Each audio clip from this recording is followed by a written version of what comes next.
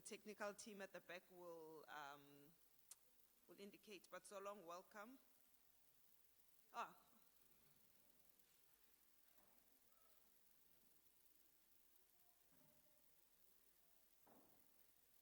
Thank you. Thank you so much. Welcome, everybody, to this event, to this book launch and engagement on the critical question of land. We will be engaging and launching and celebrating the book by Prof. Mayende. Now, I think just a few things. The toilets are to the left over there, and then just check your cell phones so that we can get going. But otherwise, my name is Nomalanga Mkhize, and I am the Acting Director of School for the School of Governmental and Social Sciences at Nelson Mandela University. And this event is co-hosted by our Faculty of Humanities and CANRED, who we all know very well as the heartbeat of the community intellectual engagement at the university. So welcome, thank you everybody. What I will do now is just invite our Executive Dean for the Humanities of the faculty to just say a brief hello, and then we'll get to know the speakers. Thanks.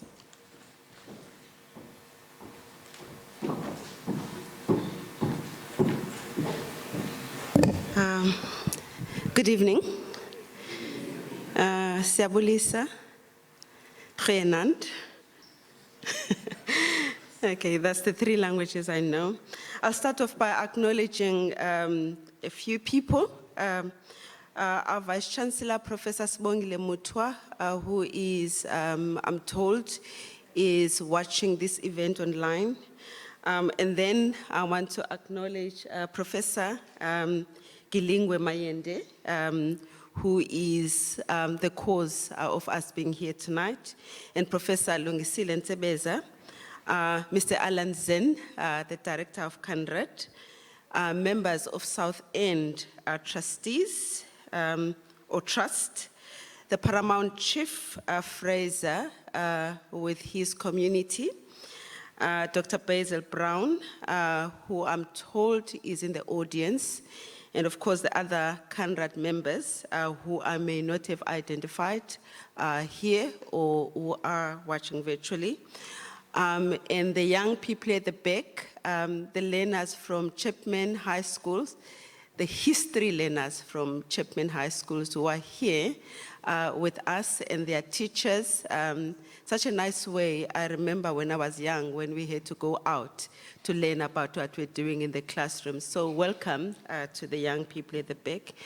And of course, I'm told that the publisher of the book, Mr. Mutobi Mutlwatsi, is with us, and welcome, Sir.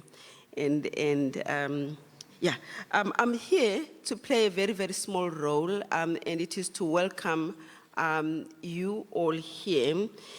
And so I'll say a few words on behalf of Nelson Mandela University and the Faculty of Humanities, which I lead, and of course the Center for the Advancement of Non-Racialism and Democracy, CANRED, with whom we're co-hosting this event.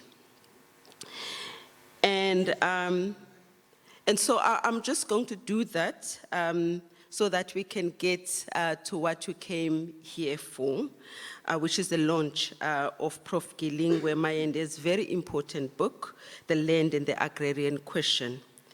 The subtitle of the book, which is The First Frontier of Decolonization in South Africa, of land decolonization in Africa, suggests that the book deals with the genesis of the politics of land on this part of the continent. So let me extend a warm welcome to you, Prof, and offer warm congratulations on behalf of the university, our faculty and CANRED on the publication of this volume. We're looking forward to your conversations with us. And of course, a warm welcome to Prof. Ntebeza, who is the friend of the university and CANRED, and my friend who has also edited a book on pre-colonial history. And so welcome to you all to this important event. Of course, I want to acknowledge those people who are here and those who are watching the event virtually. Just one thing, Prof. Mkhize, before I sit down, I wish to say, in the past 2 weeks, I've witnessed occasions where Nelson Mandela University has engaged with broader Gqeberha community on critical matters that are important to society. These engagements, for me, have made me reflect on the University Vision 2030, which you must be familiar with at this point, which is, I think there is a, you may call it a tag that says to be of service to society, or a tagline that says to be of service to society. With these occasions, I would like to think that we are challenging ourselves as a university and a faculty, in my case, to think beyond university just as producers of high knowledge that benefits the elite, and to start to respond to questions and challenges persistent in society, in the society in which the university is embedded. The land question was prominent in the occasions. The first one was here, where we were listening to Peter Hain talking about Gupta, and then the other one was in the university in 2nd Avenue, where we're reflecting on the Nelson Mandela Month. And the question of land kept on coming up. So people are asking questions, how can we talk about food security if we do not have land? How can we talk about climate and climate change and all the complexities around that if we do not have land to plant trees? And I remember Alan raising a question, or rather making a point there, that this event, Prof, would be important for us to ask those questions and see how they can be addressed. So with those few words, welcome again. In Xhosa we say, Khululani ityasi, which basically means take off your jackets. This is your home. Thank you very much.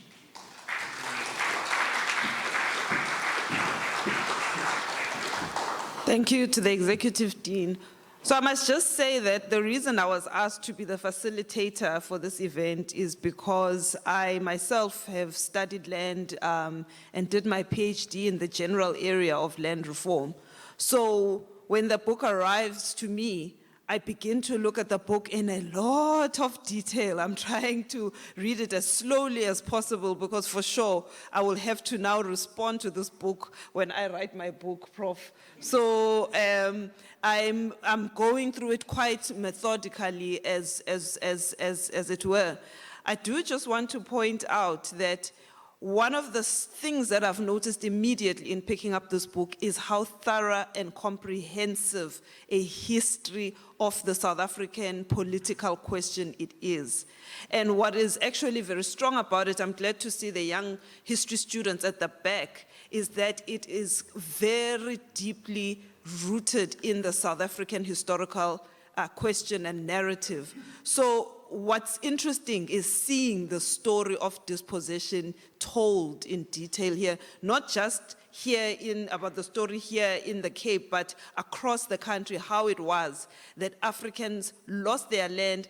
But then it's a very technical book because it talks about how the loss of land was, how land itself was converted through various forms of administration.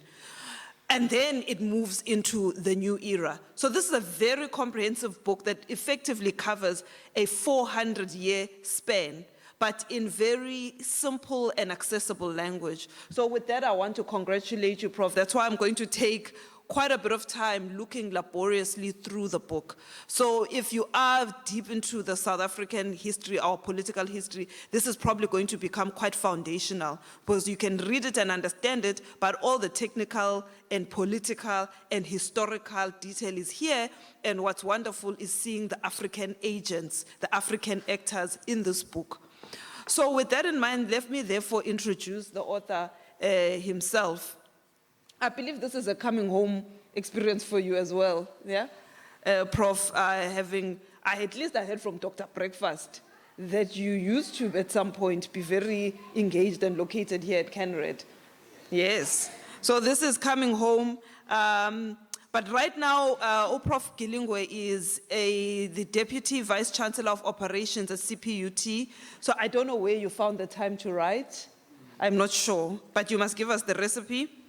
And he has a very long and luminary career in all spheres of, one could say, of society. So in the sphere of politics, in government, in higher education, in the private sector, a very extensive CV that begins with the story of his own undergraduate training and exemplary work as a student in the University of Botswana, eventually gaining a place in sociology and anthropology at the University of Hull in the United Kingdom.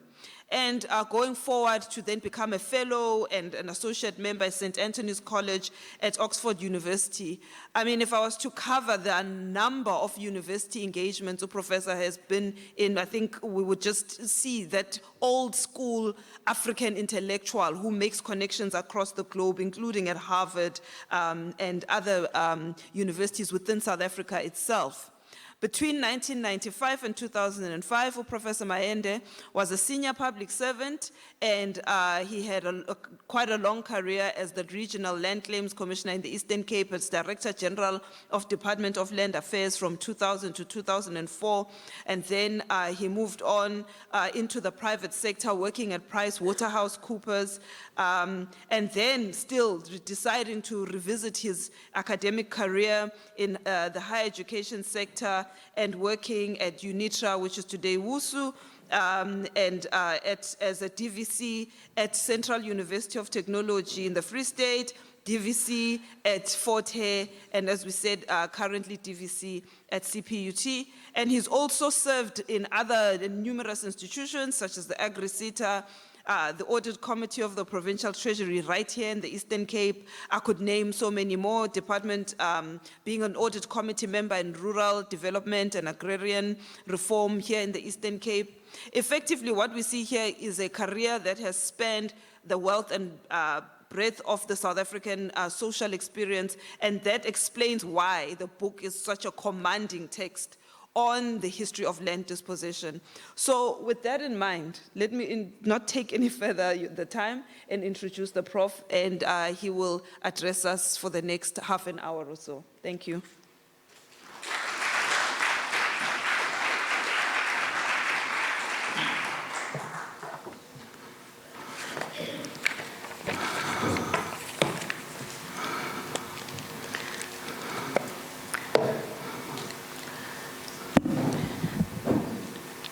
Thank you very much, Program Director, Facilitator, Professor Mkhize.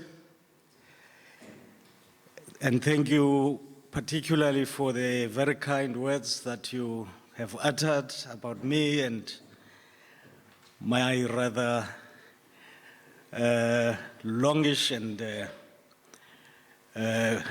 in a way circuitous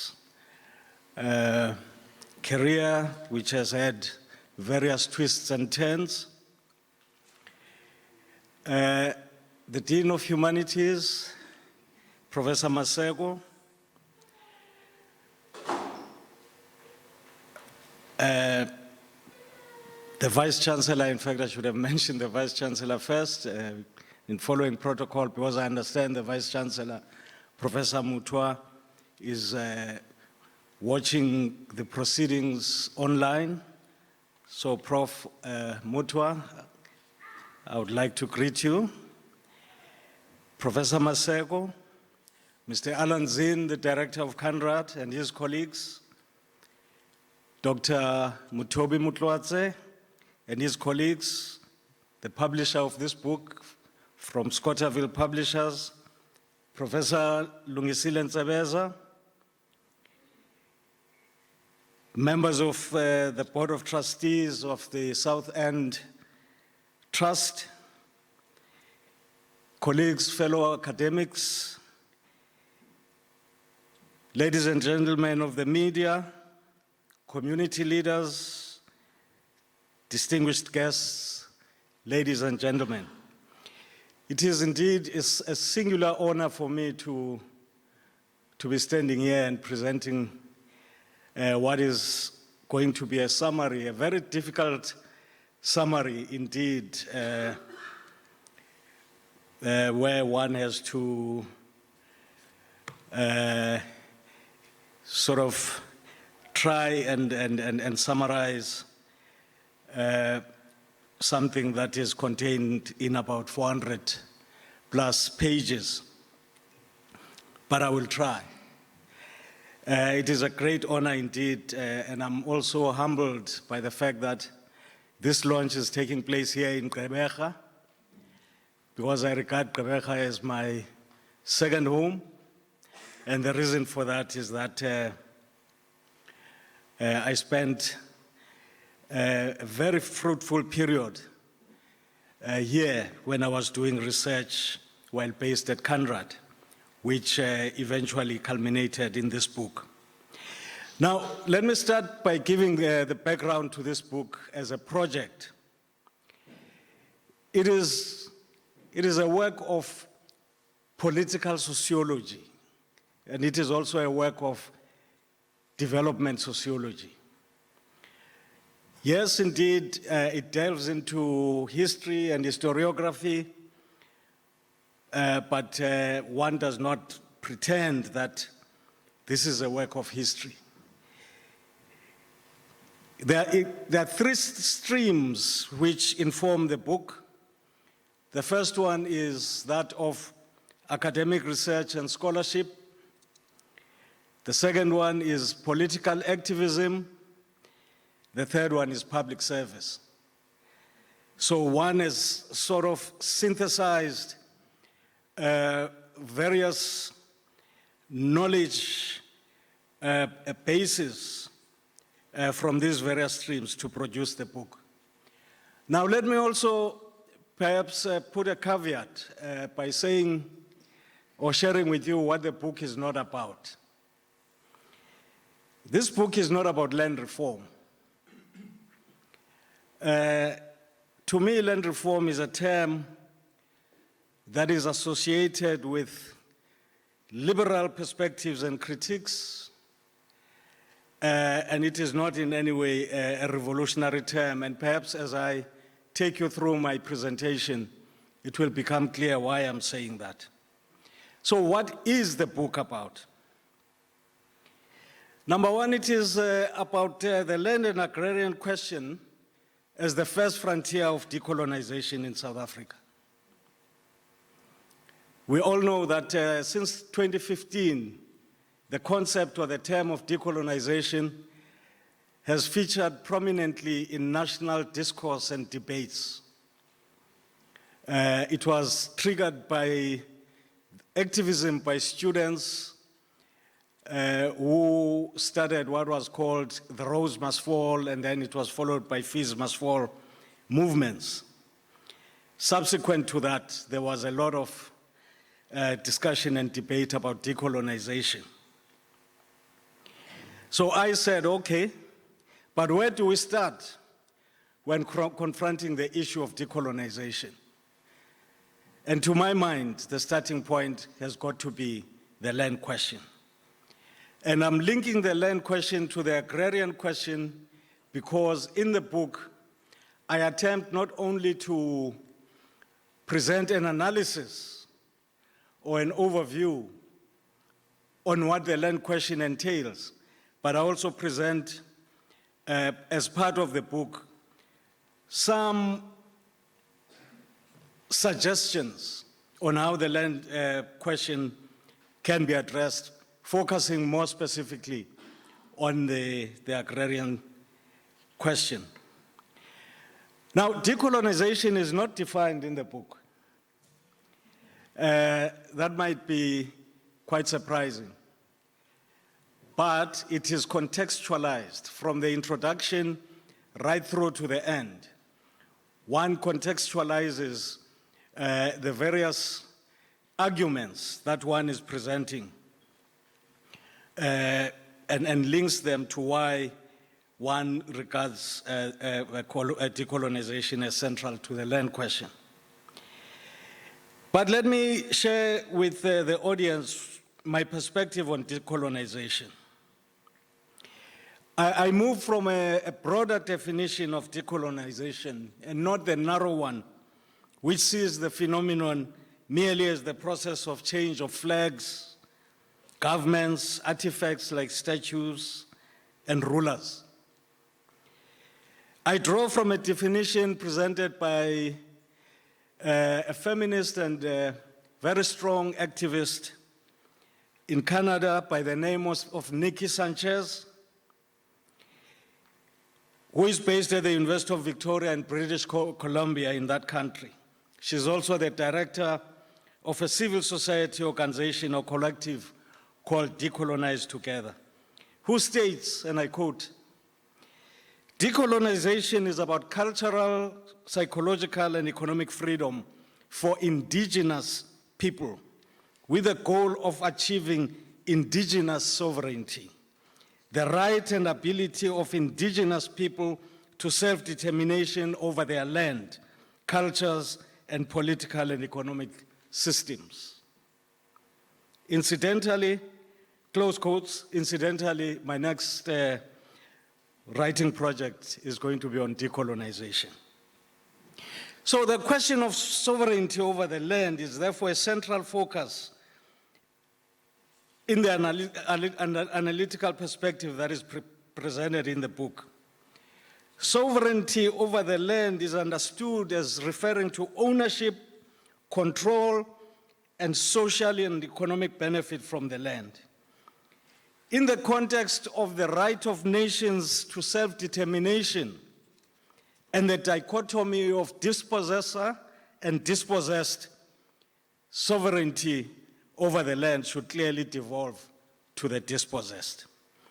This inevitably necessitates a more than superficial reflection on the history of dispossession, which has to start from pre-colonial times and focus critically on the issue of land use before colonialism. And this is what I tried to do in the book, in the earlier chapters of the book.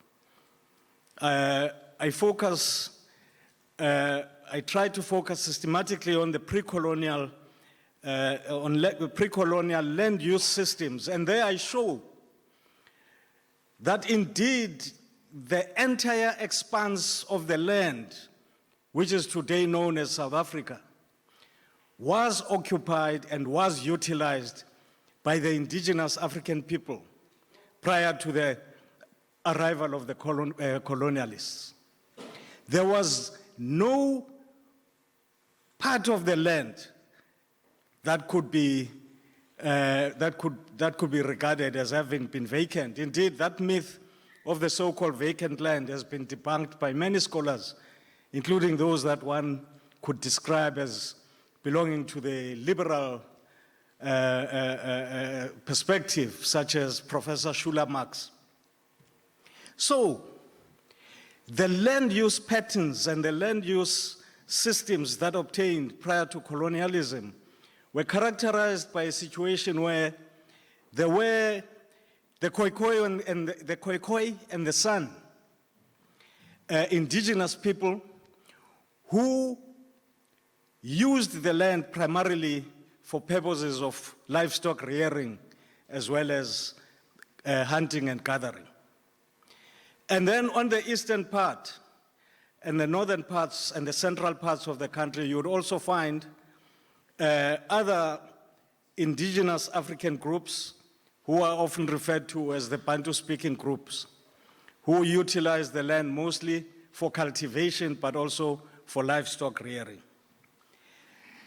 I know there is an issue which perhaps we can talk about later on,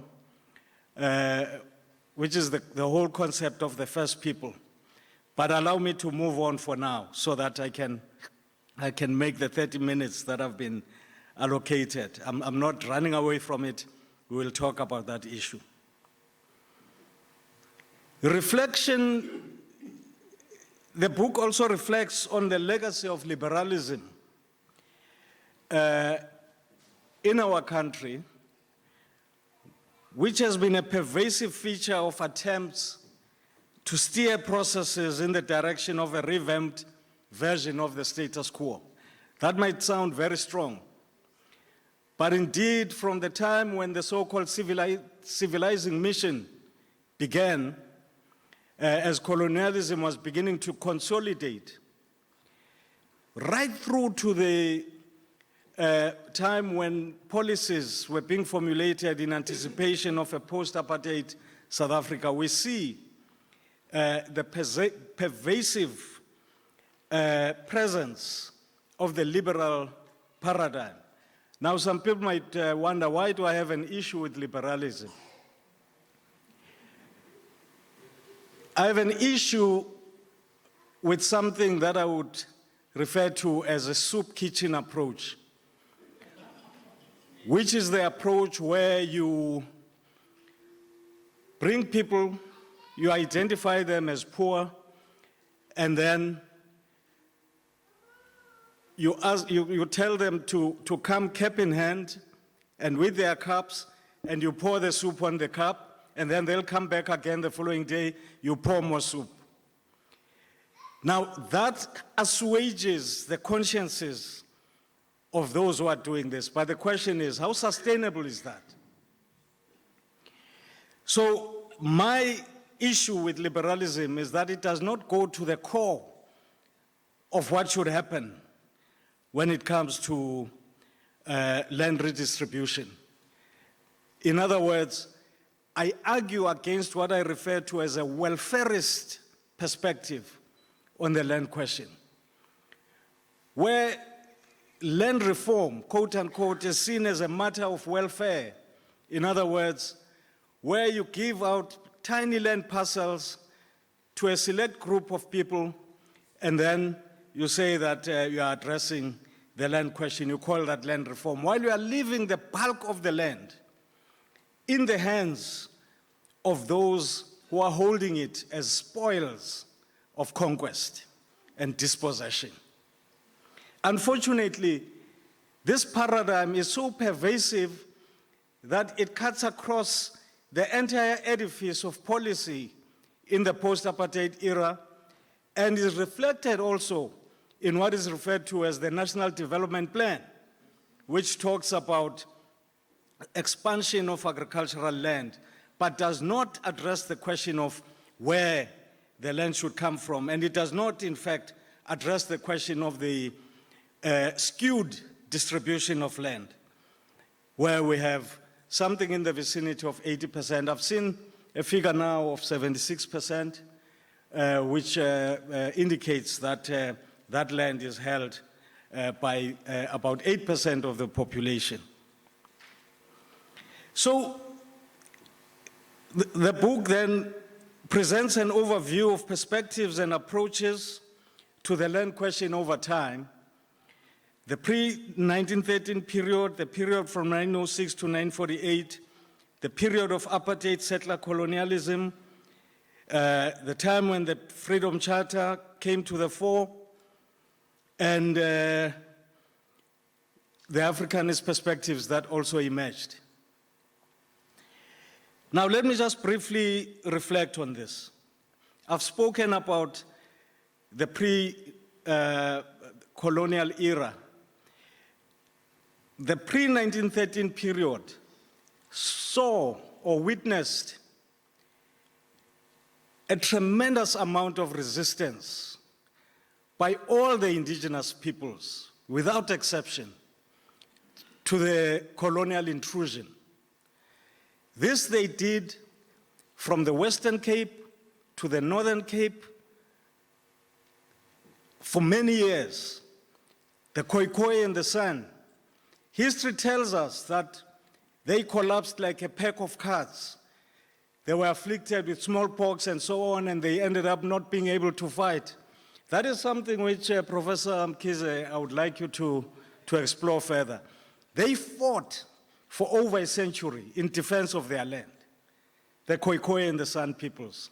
It was only around 1780, from 1652 to 1780, that the that they were eventually subjugated.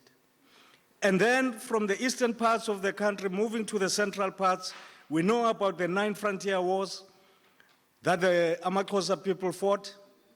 We know about the 6 or so wars of resistance that Abesutu fought under King Mushweshwe. We know of the Battle of Isandlwana in Natal, as it was then called, or Zululand. And we know about King Sikukune, and we know about many other such battles. So, a common thread that cuts through the land question from the time when colonialism intruded was that of resistance. The period from 1909 to 1948 was a time when the Africans had been subjugated in the aftermath of the Bambata Rebellion of 1906. And during that period, we begin to see Africans looking for and utilizing different methods of struggle. They came up with newspapers, they came up with independent churches, and they used, they formed, they established organizations for the purpose of pushing through the land struggle. And indeed, in the mid-1930s, I will skip the part about 1913 because I know we're all familiar about it. In the mid-1930s, we see the African people beginning to reposition the land question very prominently at the top of the agenda of the liberation struggle. This is the time when Dr. A.B. Xuma had become the president of the ANC. But then in 1955, something happens. In fact, in the 1940s, 1930s, 1940s, we see documents coming up which articulate the land questions such as the African claims and so on. And we also see the emergence of what was called at the time the Congress Youth League. But then in 1955, the Freedom Charter comes into the picture, and it presents the land question as basically an agricultural question. In a way, sort of reflecting the European experience where you had landlordism and serfdom, and where the national question had been resolved. So in my book, I do raise an issue about the fact that the Freedom Charter did not foreground the question of the national dispossession of the land, and instead it presented, as I say, as an agricultural question. The land will be shared among those who work it. But that happens after you have addressed the national question. You must address the national question first, which is the question of to whom does sovereignty over the land belong?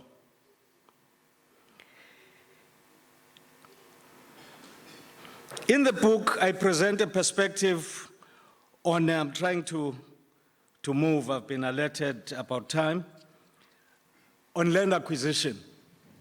And yeah, I agree that expropriation has to take place.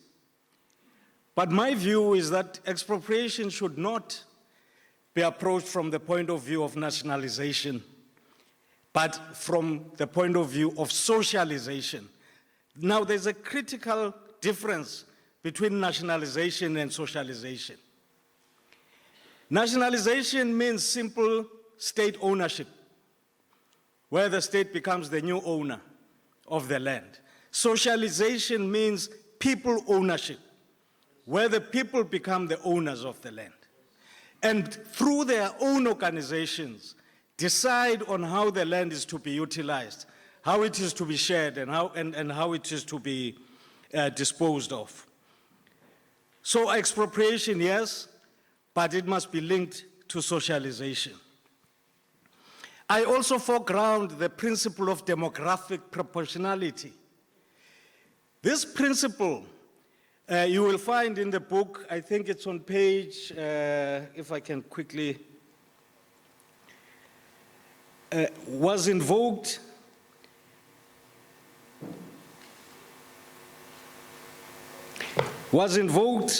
as way back as 1914, when the then South African Native Congress sent a petition to Britain to complain, obviously, about a range of issues, including the issues around land and the denial of the franchise and so on. And if I may just quote from that petition of 1914, it reads as follows: that petitioners have never begrudged members of the white race who are British subjects getting a share of the land, but protest most strongly and solemnly against being gradually squeezed of rights to and in land, and claim that the natives should be put into possession of land in proportion to their numbers and on the same conditions as the white race. That is the first iteration of the principle of demographic proportionality. It then comes up also in a document called the Basic Policy of the Congress Youth League, who, amongst others, refer to the redivision of land among farmers and peasants of all nationalities in proportion to their numbers. So, to me, this is a principle which even our ancestors in the liberation struggle, which our ancestors have bequeathed upon us as something that should guide us as we move forward towards resolving the land question. Demographic proportionality.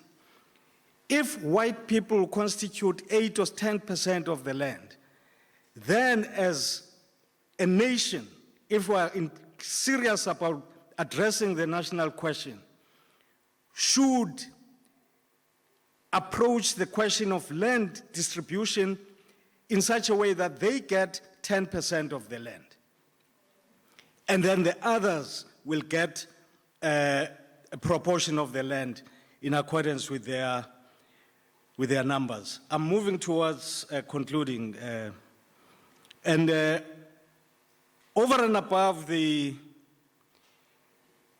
principle of demographic proportionality, I also foreground the principle of the imposition of land ceilings.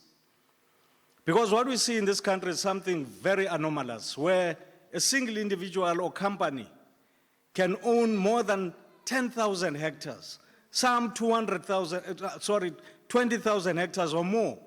One entity, one individual. Now,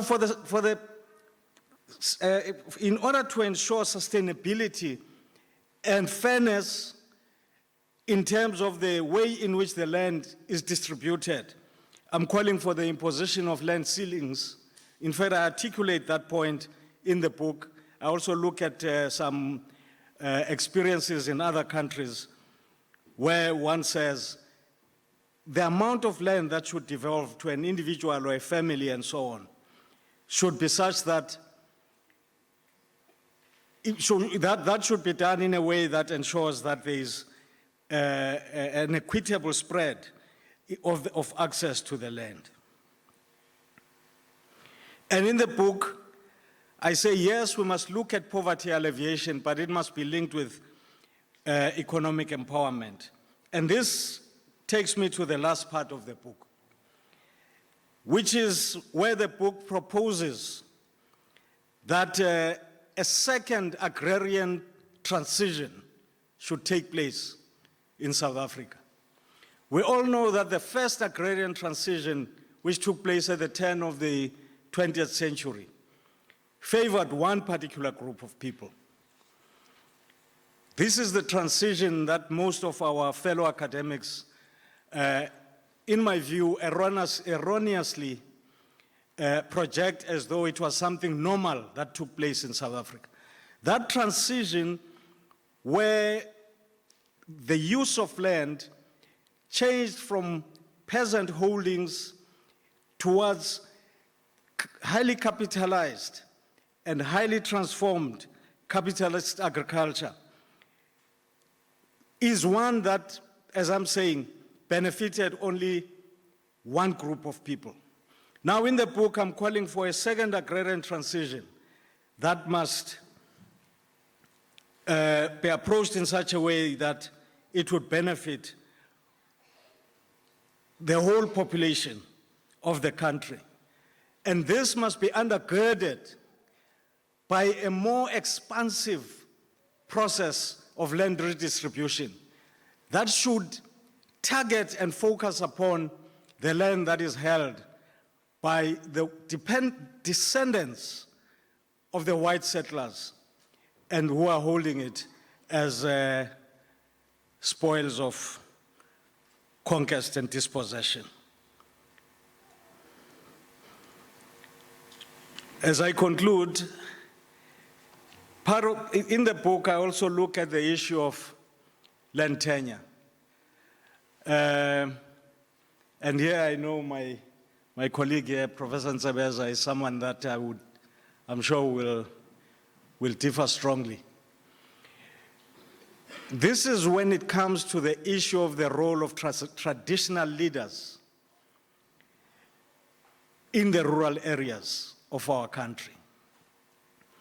I'm saying that my argument is that the way in which this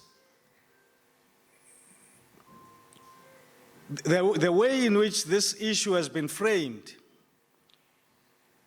unfortunately,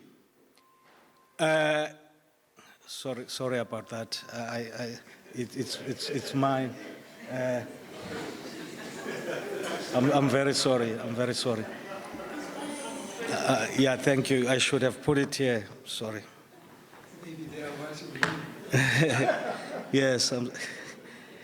I thought by putting it there, I was putting it as far away as possible from disturbing me.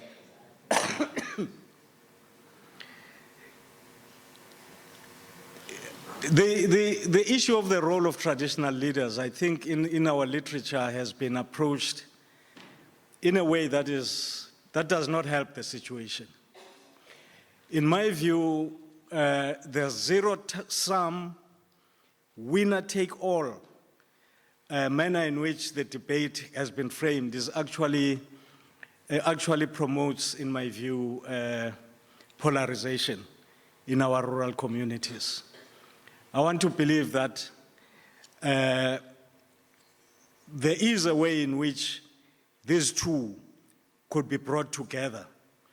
The modern democratic protagonists and the traditional leadership, because it's a fact, these institutions do exist in one form or the other in our rural areas. And there are many examples where indeed traditional authorities have been turned into useful contributors to the developmental processes that take place in various countries, such as Botswana, for example.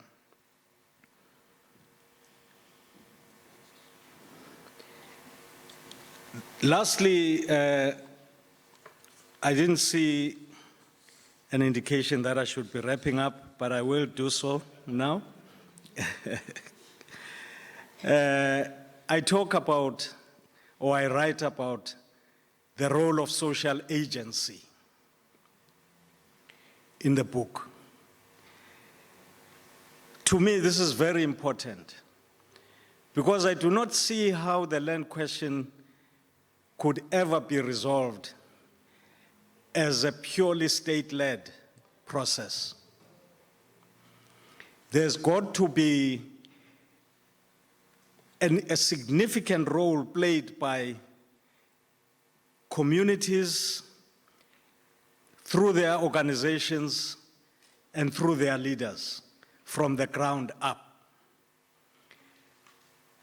We've seen in Zimbabwe, I know and I agree, the Zimbabwean story is not an elegant one because after the land was acquired, then funny things started happening. The party, the dominant party, ZANU-PF, muscled in, and the big honchos in the party gave themselves the lion's share of the land, and the whole thing went cock-eyed. But if you put that aside, the Zimbabwean experience teaches us a very important lesson about the role of social agency, which is that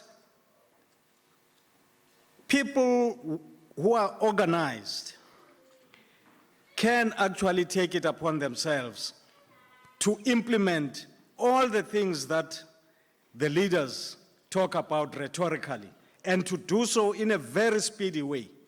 And here it was, in the Zimbabwean case, it was the war veterans, the youth, and some rural, poor rural communities. But of course, as I've been saying, there is this other ugly side to it, where the whole process became hijacked.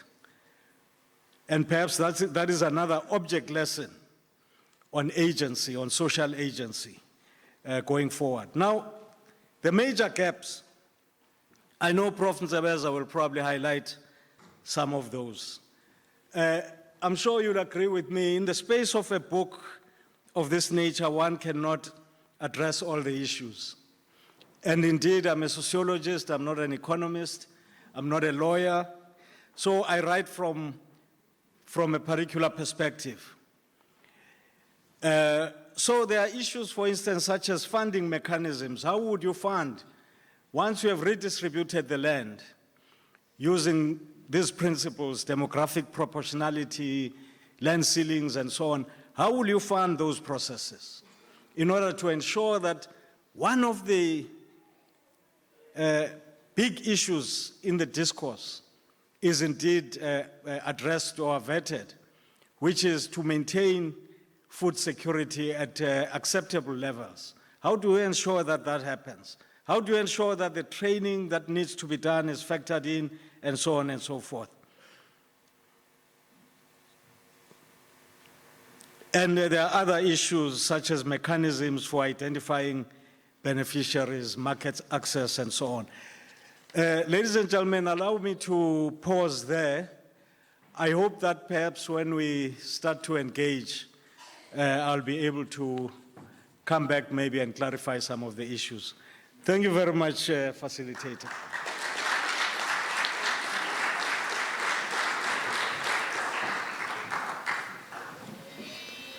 Thank you so much, Prof. I hope that the questions are going to be very engaging and sharp. There are 400 pages. And to help us with some critical questions, and I can always trust to Professor Gqeberha to not give anyone an easy time, I'm going to be inviting the respondent to Professor Lungsile Gqeberha, who is Emeritus Professor of African Studies and Sociology at UCT, and he holds 2 NRF chairs, the AC Jordan Chair in African Studies and the National Research Foundation Research Chair in Land Reform and Democracy in South Africa. I'm a PhD product of that chair.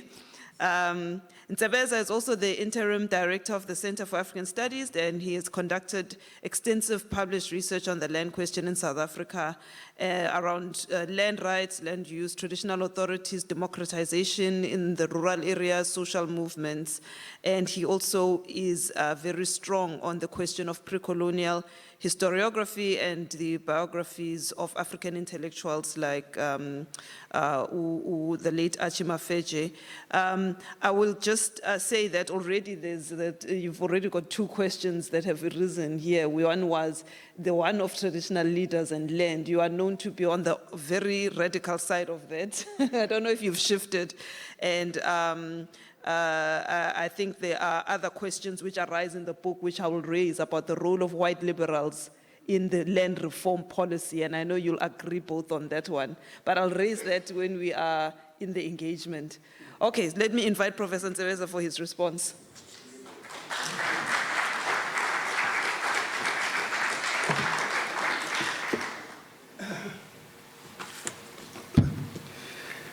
Good afternoon, is it evening? Can't even tell. Yes, let me first of all thank Alan for inviting me to this book launch. I think this is the first book launch, so I'm privileged to be part of that.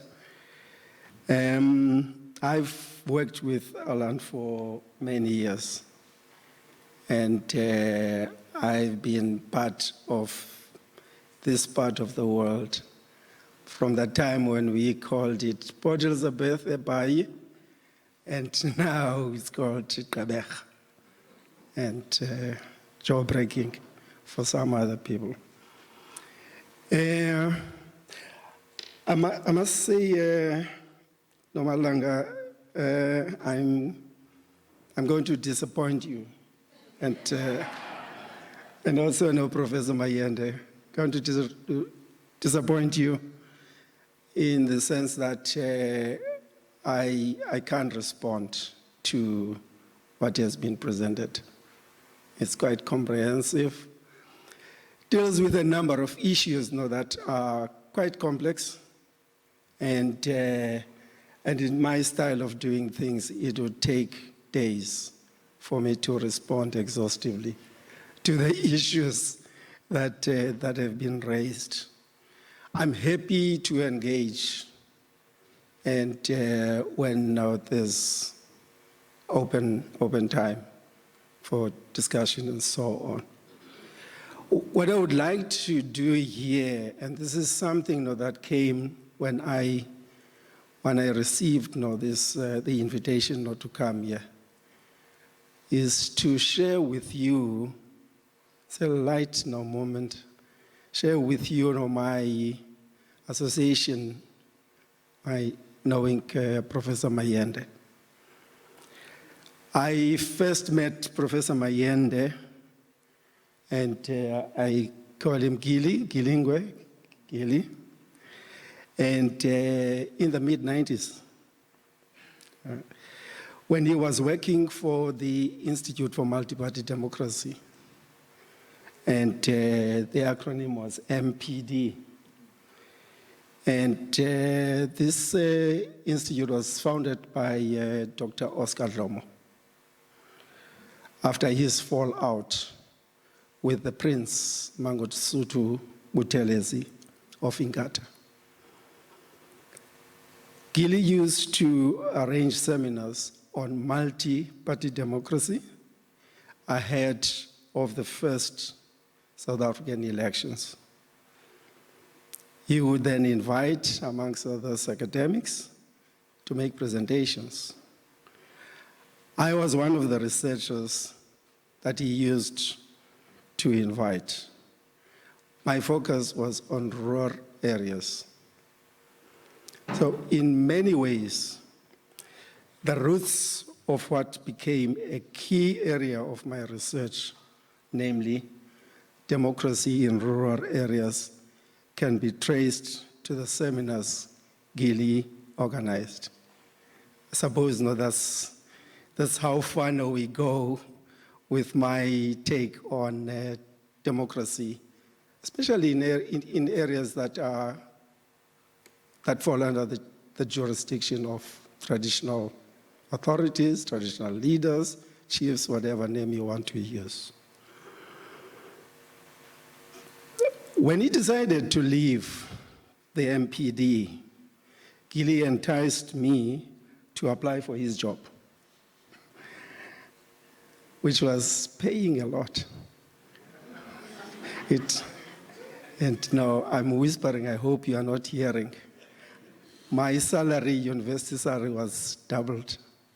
So I'm not sure whether I took the job because of the salary or what. But no, what happened is that during the period I was in the MPD, I continued my research on democracy in rural areas and organized a big conference, I think it was 1996, the role of traditional leaders in the new democracy. And that later became the topic of my thesis and topic of the books and articles that I've written on democracy in South Africa. During that time, Gilingwe had become a civil servant, and there was less interaction between the two of us. He was on one side, I was on the other side. And those of you who have read my work and will realize that I was and still am a severe critic of the land reform program in South Africa. We again met here in Gqeberha at the Nelson Mandela University. And when I came here, may remind me, Alan, I thought I would ask you that. I think I came here to launch our book, The Promise of Land, and which was published in 2013. And I think we came here either end of the year or 2014. And during that time, Gilly was here at the university, attached to Conrad, as he said. He became involved, I think he participated in the book launch, maybe as a discussant. But after that, the launch, I remember we had a meeting with Gilly, and I encouraged him to write the book, to commit himself to writing the book. And remember quite clearly, that I expressed my hope that his book would not be an insider's account of what was happening in government, in government when he was a civil servant. Important as this is, I thought that Mayende or Gilly was best placed to provide a Pan-Africanist perspective of the land question in South Africa and even beyond. I had come to know that he played a critical role in developing a position on the land question in the early 90s. And some of the documents that I saw, they didn't bear his name, but I was told, and he'll correct me if I was misinformed, I was told that his hand was somewhere in the writing of those documents. Now, my reasoning then, and this is what I think even now, was that we must embark on a search for alternatives to the failed land reform program of the ANC. Now, I can say that now with confidence that program has failed, and the very few people, if they ever exist, who can say that that program has succeeded. And the other reason why I tried to encourage him to write a book from a Pan-Africanist perspective was that I was tired of what was being written.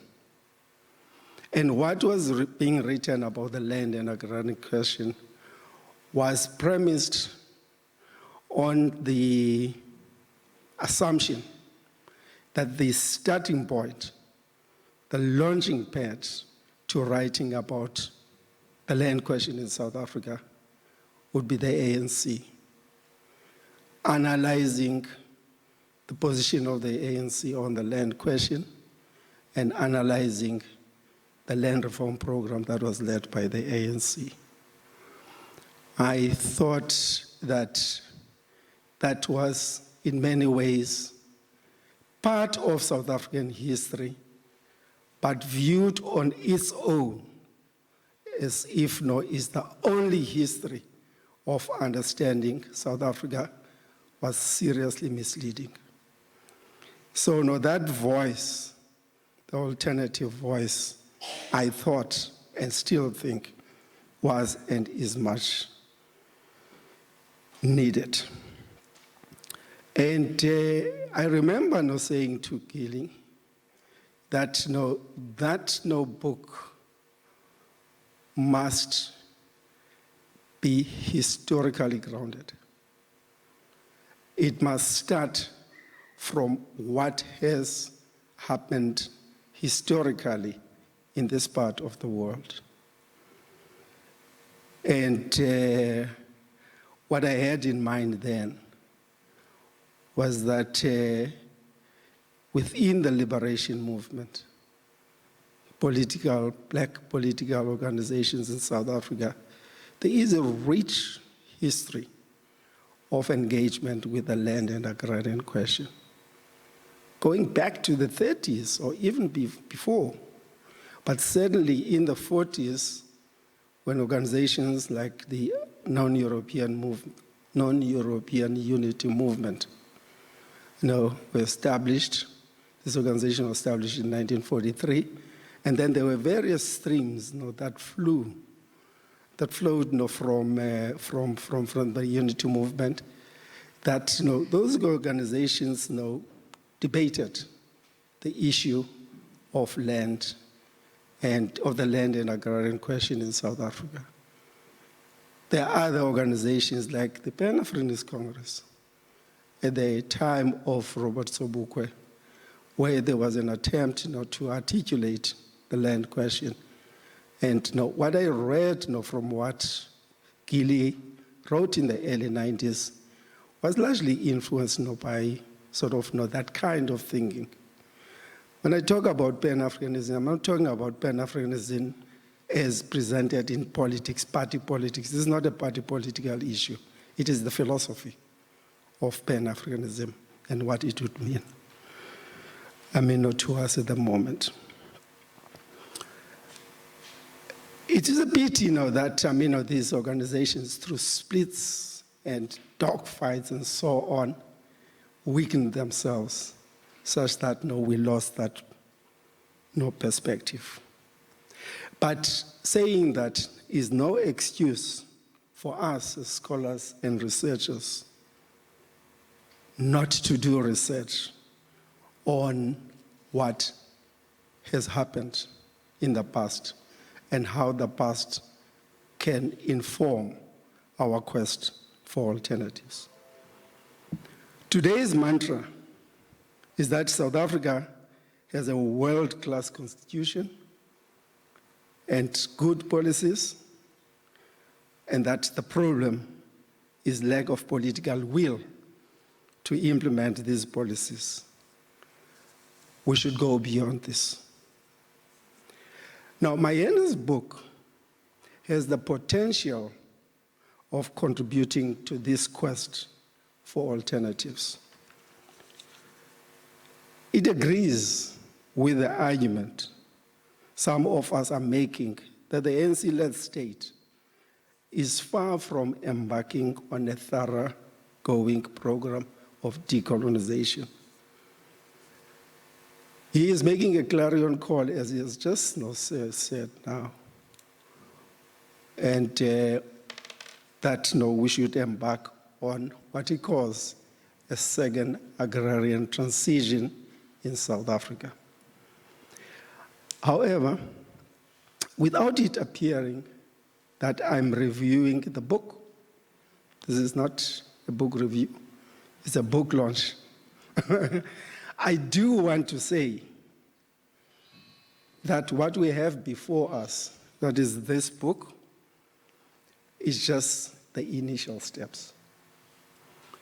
There is a need for us to exercise more rigor, especially about and around the concepts that we use.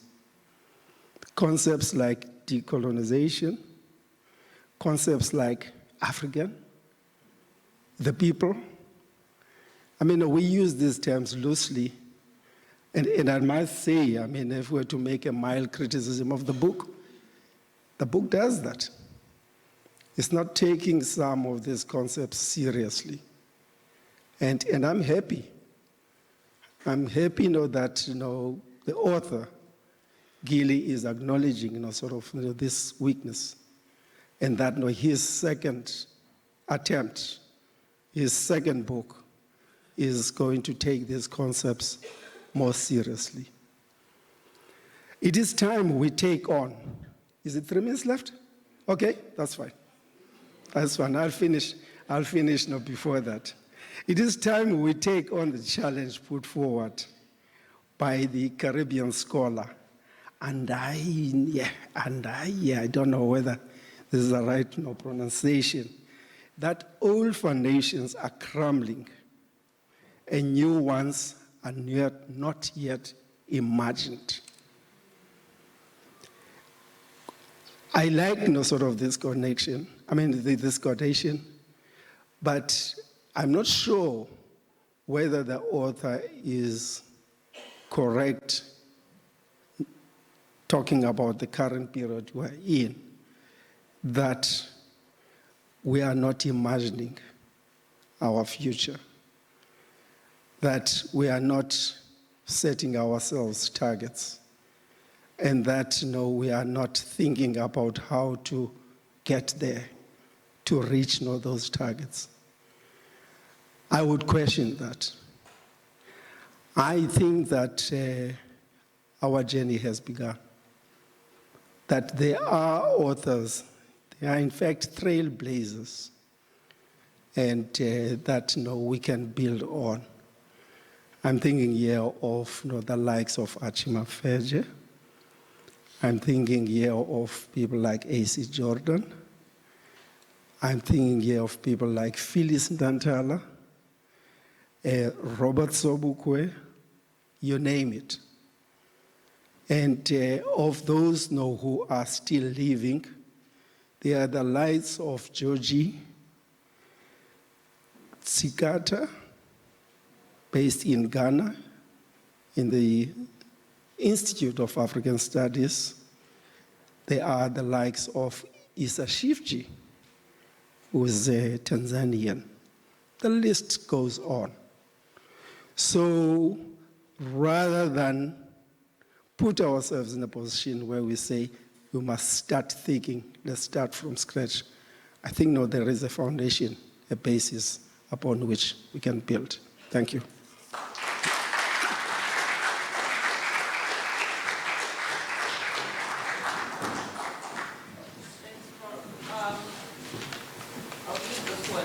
Know if it's working. Is it working? Okay, great. I think find one of those. There are, so I think start formulating your questions, and then somebody will indicate to me if there are questions online. Maybe let me pose 2 questions to Prof. Gilingwe and Prof. Lungsile while we get our brains moving with some of these land questions. I think there are 3 I would like you to think about, and I'm sure they may emerge with the audience. The first is, please explain the argument in your book that white liberals are the ones who dominate land policy in South Africa. And I'd like you both to comment on that. And just give us what that issue is around. And you also critique Tembeka Ngcukaitobi's approach to some of these questions. In some way, you lump him with the white liberals. That's the one. Then the second one is kind of related to the Zimbabwean question, but I think the question is, in your book, you argue that our property clause is neo-colonial and it must be replaced by a more expensive property clause. I just want you to perhaps explain that more, and I think answer our uncomfortable question about the fact that there are Zimbabwean children who are 20 years old here, who have been born in the aftermath of fast-track land reform. They have never seen Zimbabwe because fast-track land reform failed.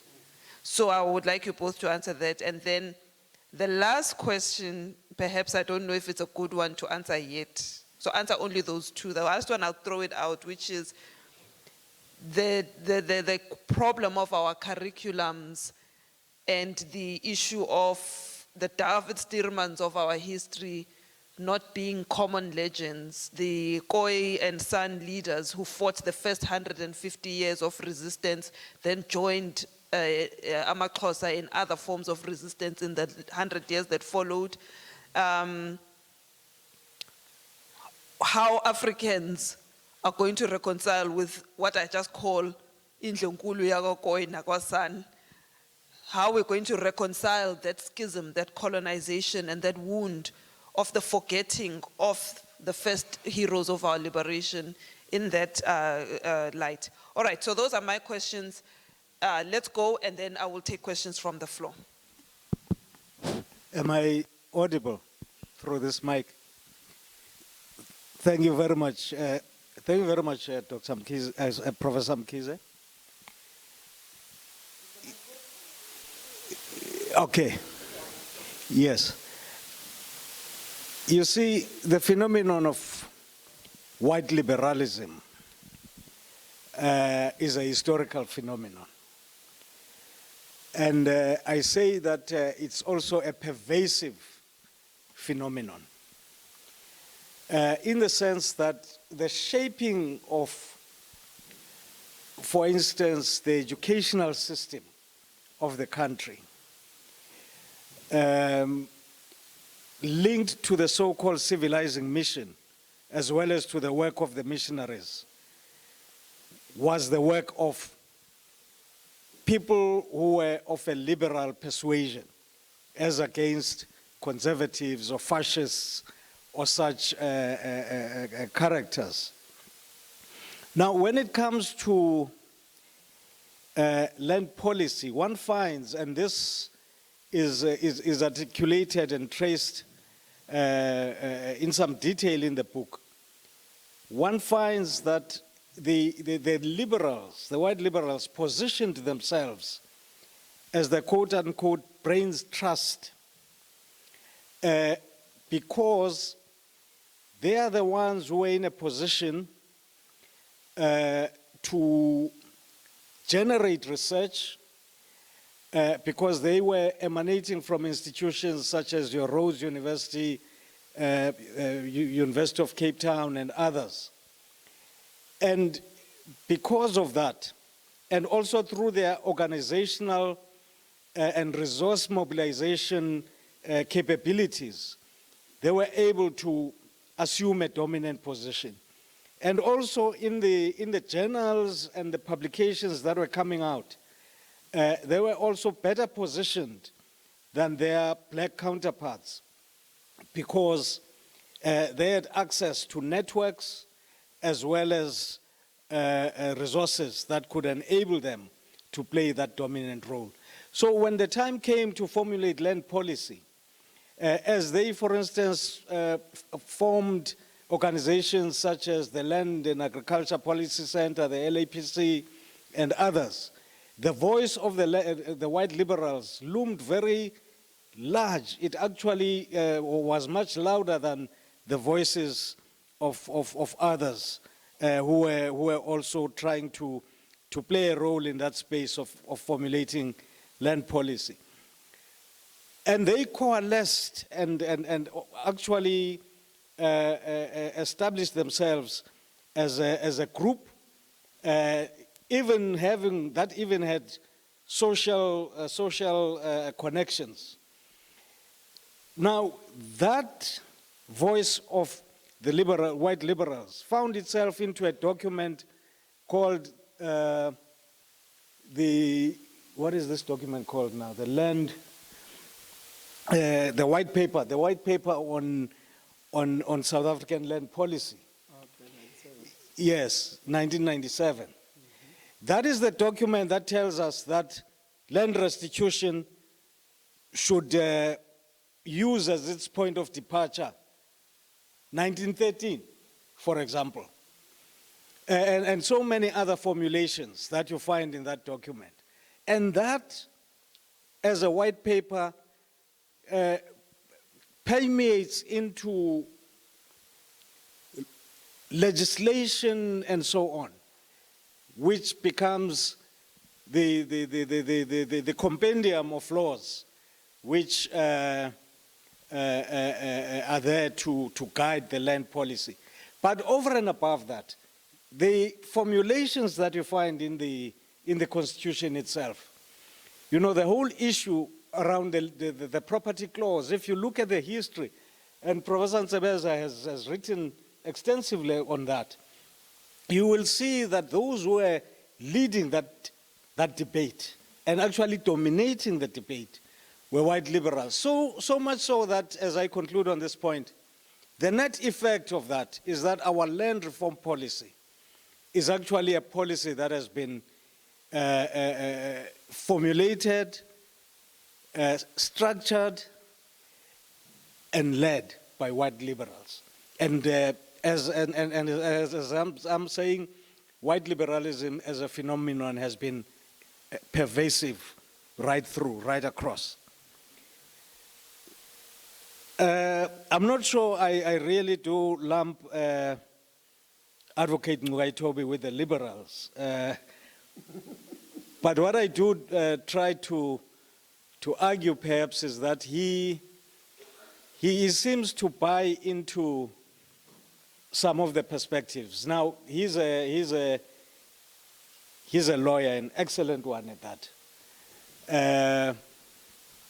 But I think I do have some issues which I wish he was here so that we could debate them. And I feel a bit constrained having to say this in his absence.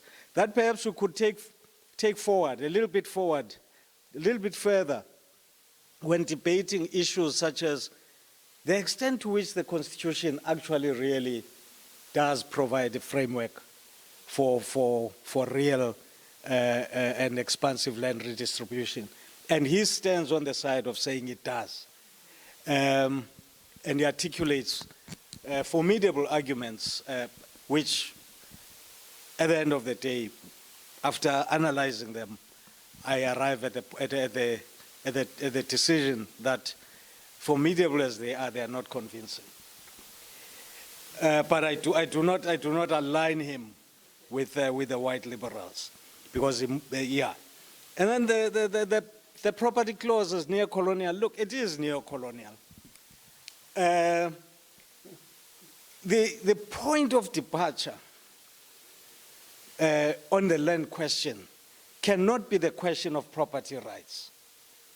It's got to be the question of dispossession. It must be a question that says, why do we have a land question in the first place?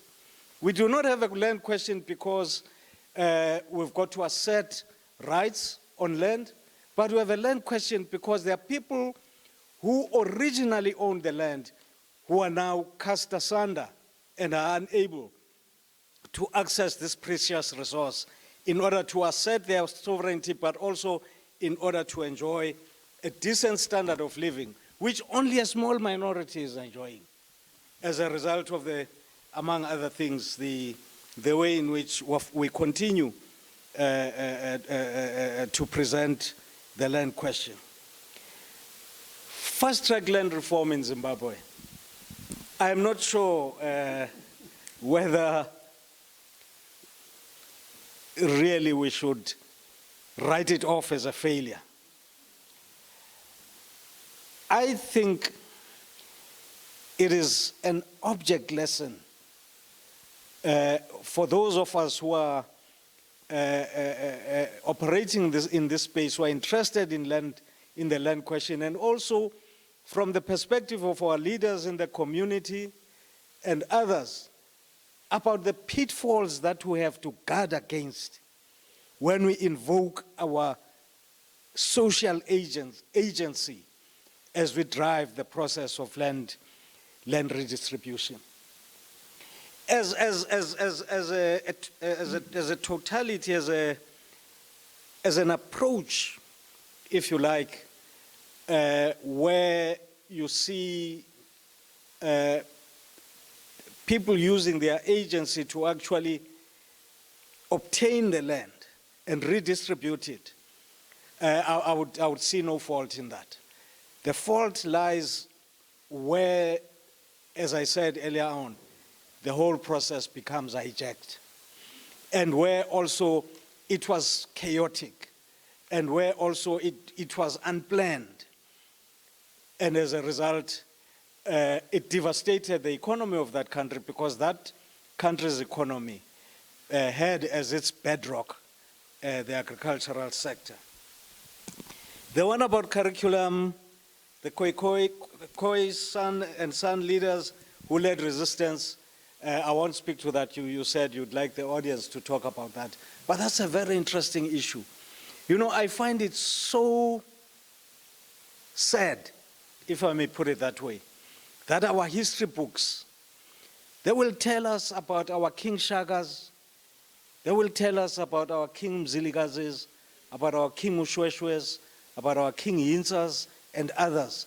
But they tell us very little about our Khoi and San kings, who really did a lot in terms of leading resistance. And we have left a very rich legacy, as Professor Gqeberha has said. We have left part of the legacy that we should tap into has been left for us by those leaders.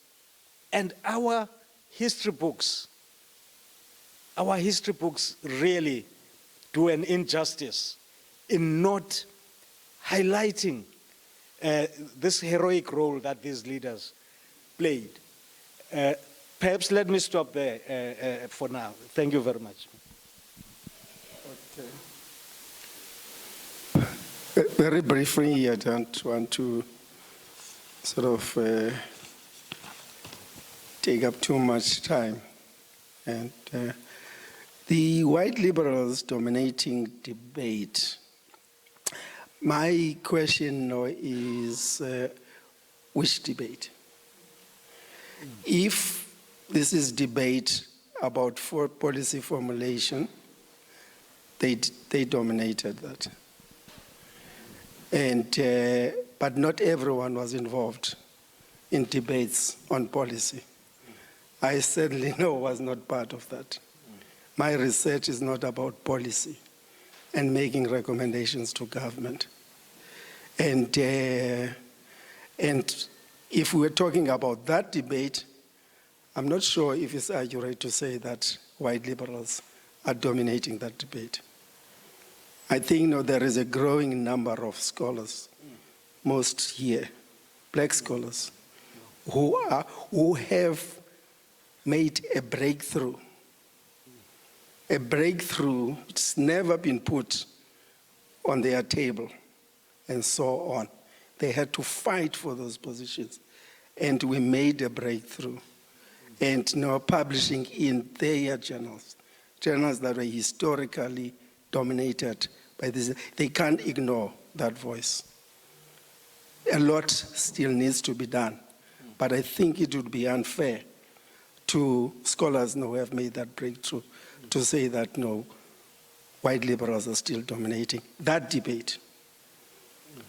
So on the question of of terms like we say white liberals and so on, I would also like to introduce the category of African nationalists, because they are part of the problem.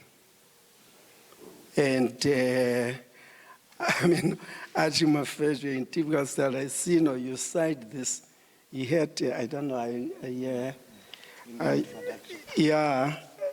this book, I also used it a lot, but what is the title?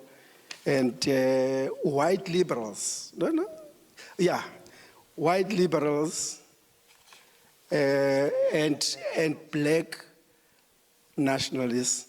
And then the subtitle is Strange Bedfellows. So I would recommend that article. It's in that you have it in your references and so on. You should read that article. It's an eye-opener in this debate. The Zimbabwean experience, my take, what I've written, I've always been critical of land reform in Zimbabwe. And some call it a revolution. I never thought it was a revolution. Some call it land reform. I never thought it was land reform. And I'll go with those who say that something was started by a group that was not organized. The war veterans. They were not organized, didn't have a program and so on. And no intelligent nationalists like Mugabe hijacked that whole project. And never took land from whites, but never gave title deeds to blacks, except for his cronies, right?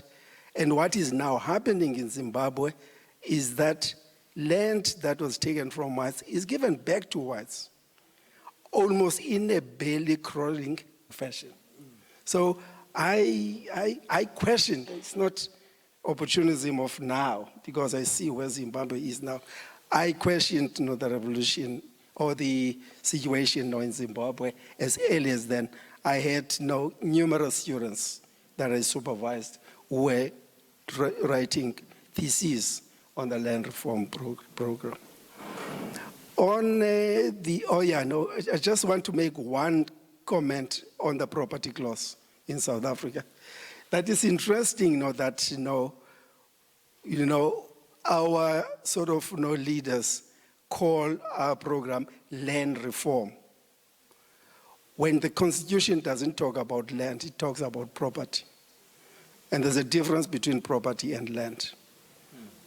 The Constitution was negotiated around property, which is a colonial concept. The issue that is our issue as indigenous people is land. If people want us to talk more about that, fine. It's not a question of semantics. I think there are real issues there.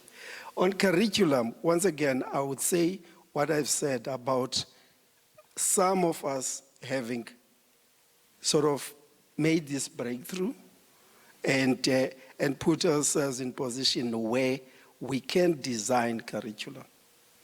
So there's no reason for us to complain all the time when we have power. We have power to write course outlines and to prescribe whatever we want to prescribe, for as long as it meets certain standards that are debatable.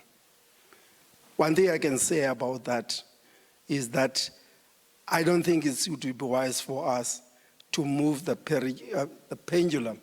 That's it, yeah?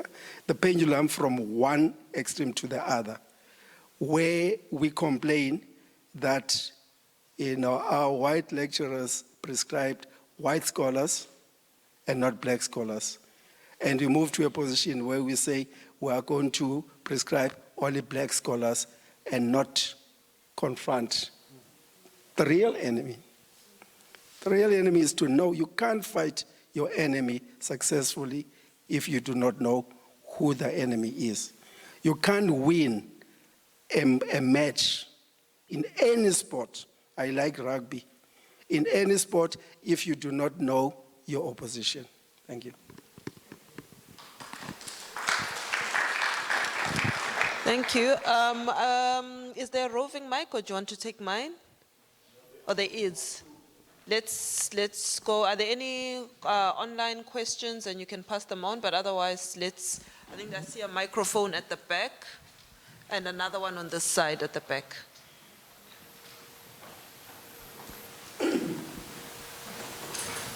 No questions as yet.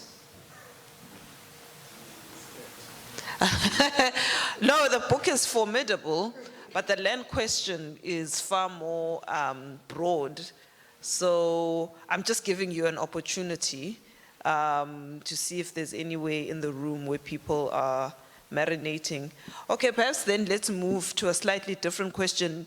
A lot of these land questions tend to tackle an agrarian question which evokes rural areas, and I know that's not what it is, but we are faced with severe urban questions now, right?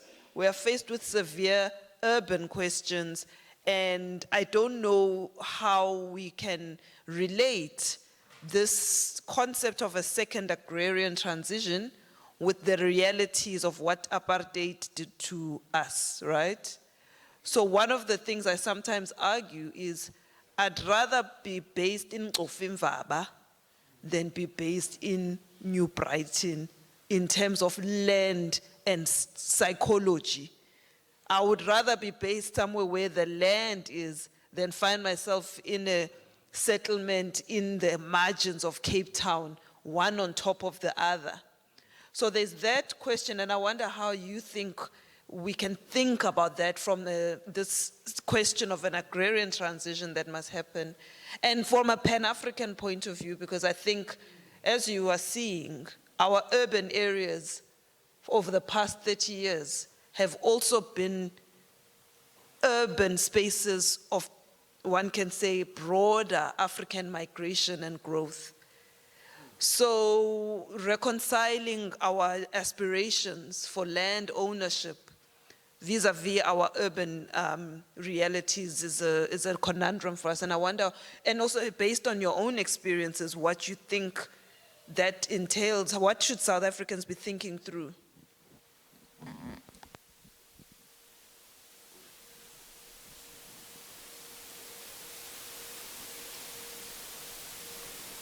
The question. I must just tell you, as a person who comes from a rural area, Yes. I can't handle townships. Just because you grow up in a rural area and there's space. You are marginal, but you've got space. Now you're living here in Coston, and it's just house, hangers in between, and everyone can look at each other. And for a rural child, you think, no, man, go together. Man, ndiyohlala neenkomo zasekhaya. So please, can you talk to that? Thank you. Fortunately, the title of my book is self-explanatory in that it focuses on the land question as it applies to the agrarian side of the equation. And I must say that I'm aware that, you know, the urban aspect of the land question is also extremely important. I think it was in your 2013 collection, The Promise of Land, where Professor Gqeberha and his colleagues who wrote that book, I just forget who the actual author was, actually writes about land questions. And then they say one of the questions, the land questions, is the urban land question. And then, you know, its dimensions and its characteristics are then outlined and articulated in that chapter of the book. Indeed, in and around urban areas, there is great demand and pressure for land.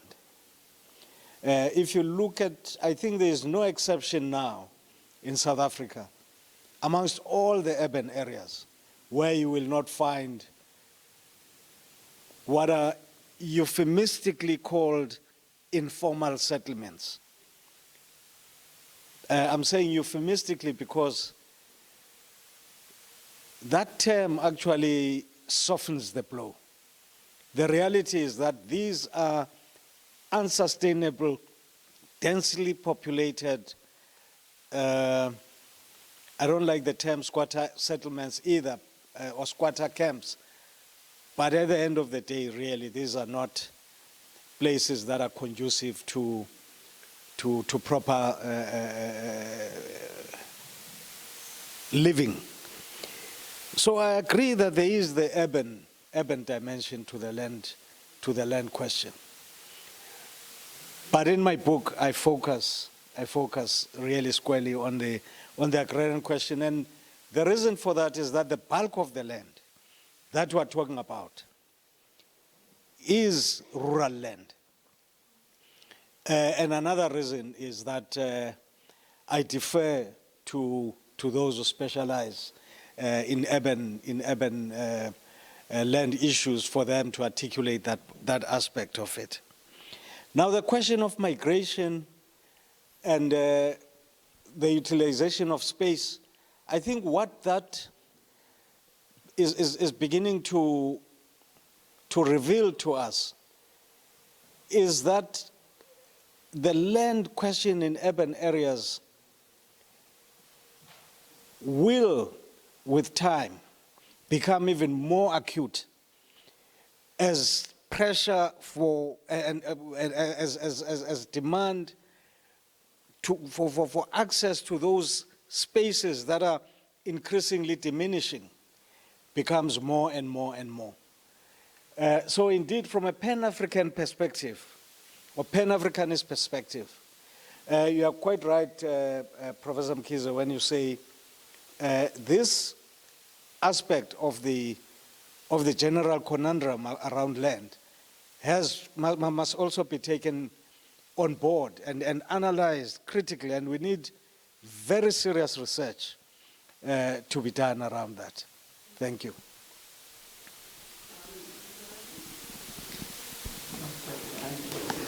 Oh, just hang on, I'm seeing hands. I just want to start there at the back and then move here and then move here. So there's 4. Oh, thank you. Thank you. Thank you. Hello. Don, thank you. My question is to the author of the book. You mentioned that you believe in the socialization of land, right? That's what you said, correct? And then my question is, in that context, what about your land tenure, number 1? And what about traditional chiefs? That's the first section of the question.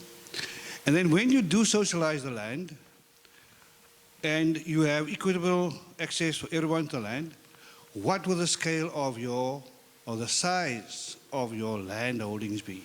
Small scale or large scale? And then of course also, are the people who work the land, are they going to be in a capitalist? Or they work for the economy? Are the economy going to be capitalist? Whatever, okay? Is that understood? Thank you. So, I think moving this way, yeah, okay. I don't know. Hi, Prof. It's good to see you. My question is around, I'm just following up with Nomalanga's question on the urban question. And in terms of how the land question has been used, to galvanize the black middle class in South Africa recently by the EFF, So we are using, in as much as we're saying that maybe the land and agrarian question can be central, we are focusing on it. But it seems that through the EFF, the black middle class is very much interested, especially from the suburban and urban areas, in this particular question. And maybe just your take on moving from how ANC, has been slow in dealing with this question, and the EFF, taking it as a galvanizing factor in their politics. Thank you very much. Well, the middle class is now urbanizing the rural areas with Yane. Let's move with mentions. Oh, yeah. Thank you, professors, all the professors in front there. I got a very simplistic question, but in my mind I was trying to formulate it in a more, I suppose, academic way. So a little bit of, I don't want to make a speech, but a little bit of background. I come from, my ancestors come from both sides, if I can put it like that. In my great-great-grandfather came here from England to fight in one of those frontier wars that you spoke about. He then subsequently married, not lived with, married an indigenous person. They had 12 children, who were all baptized, and he was given a small piece of land as well in the Queenstown area, Whittlesea. My grandmother was born in Whittlesea. I was listening to what you were talking about, land distribution and so forth. You know, my question is twofold. One is that group of people that have got ancestors from both sides, you know, and you want to factor that into, because you said 10% must go to the white people and so forth.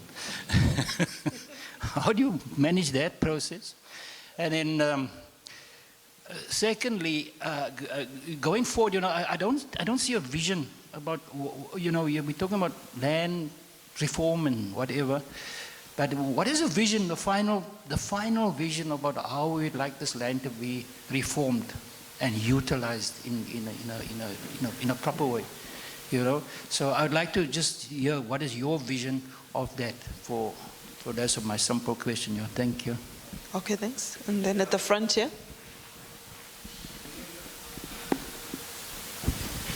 I have a vested interest in this debate,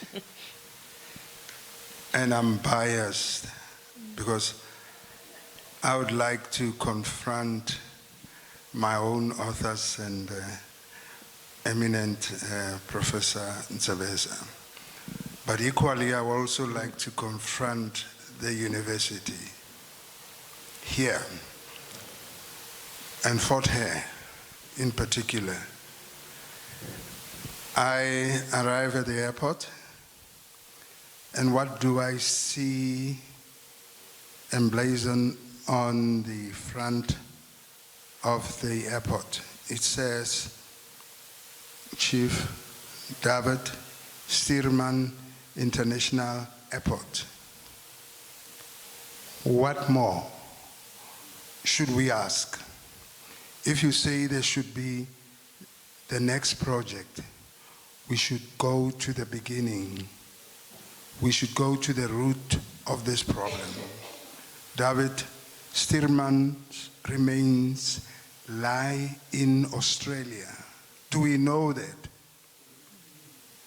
What have we done about it? This is the first revolutionary fighter for this country, imprisoned 3 times on Robben Island, escaped because he fought using the same weapons the settlers had brought here. He was not a peacemaker. He was a fighter for the land. And I'd like to say we need to go to the beginning and acknowledge David Stearman before we do anything else about the current problems about the land.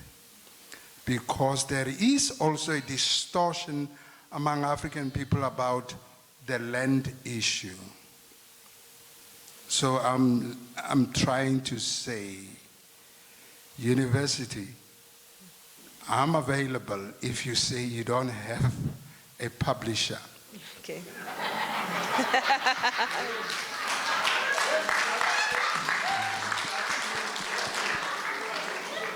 Academics don't delay. As what you could say, Carole King would sing, if you call, I'll just come running. So thank you. Thank you to the publisher. There's another question here. Okay.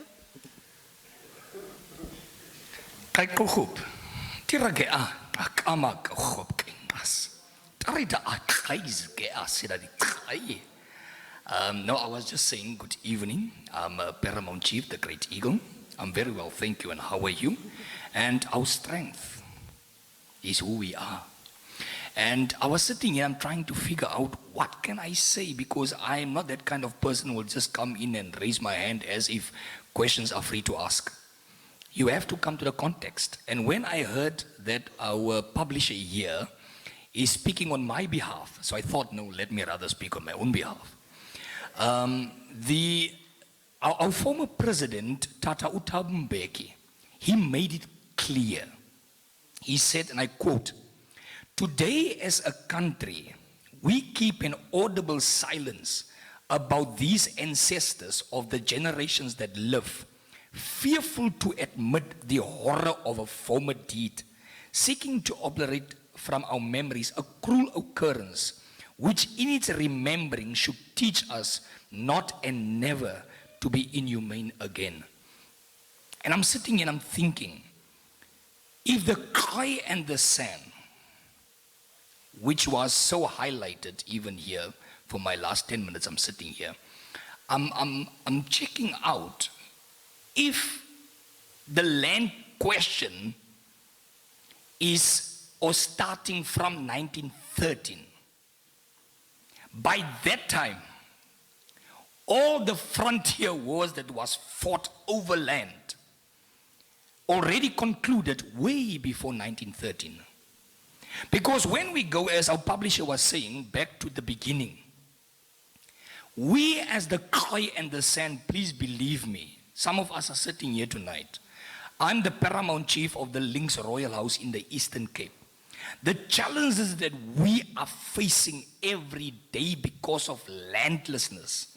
In Gqeberha alone, just in Gqeberha, 2 days ago, I had a meeting with the emerging farmers in Gqeberha. There was one uncle, he's 84 years old. 14 of his cattle was impounded.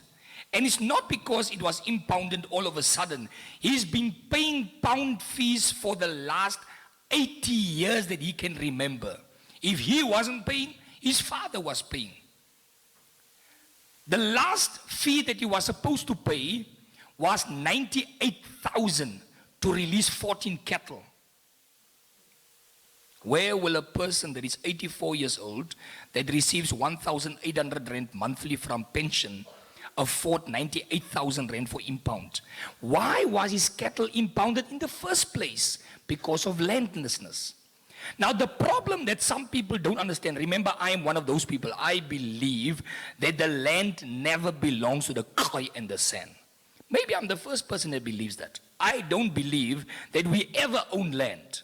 What we believed, it is that the gold and the silver belongs unto the Almighty. The cattle on the 1,000 hills belongs unto the Almighty. We believed, and what I believe, and most of my people that are under me, believe the same thing. That we were put here as custodians to look after.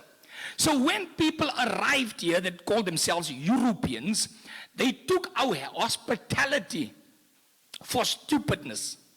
Because when we exchange a diamond that we can find anywhere in a necklace, we exchange it and then they give us a coin, we never use monetary value. For us it was nothing. When we dance around the fire during full moon and singing gan gan chi, koda chi, gan gan chi, elo chi, they thought that we are called what they called kafirs, ungodly people. We were never moon worshippers. Now if I tell someone, Ndia Kutanda, for example, if I tell this lady here, Ndia Kutanda, she might understand because she's relating to Isi Kosa. But if I say to her, Ngamsi Tutagea, she won't know what I'm saying. But Ngamsi Tutagea is the same as Ndia Kutanda. Now if you don't know what I'm saying, how can you evaluate and assess what I'm doing? So when we were dancing around the fire during full moon, they tried then to declare us scavengers. We are not in a position to inhabit land because we are scavengers. They then came up with the idea to baptize us into Christianity and then create what they call missions schools. I'm going to ask you to just wrap up. Even So, today, yeah. we're sitting with that problem. They created an environment where they took the land from us, kill our fathers, use our mothers in the domestic environment, use the children as slaves. And you all know the history. But as long as the lion don't tell the story, the hunter will forever receive the glory. I am just saying what my publisher is saying here. Let's go back to the beginning. If there are any white farmers here that own land, see me after this. We are not in a position to take land back like the EFF. No, we are saying there's enough land. Let's share the land. Let's work together. You see, we cannot move back to the caves. We can only move forward because the people that love their people and love their country will fight for these freedoms side by side until we've won our liberty.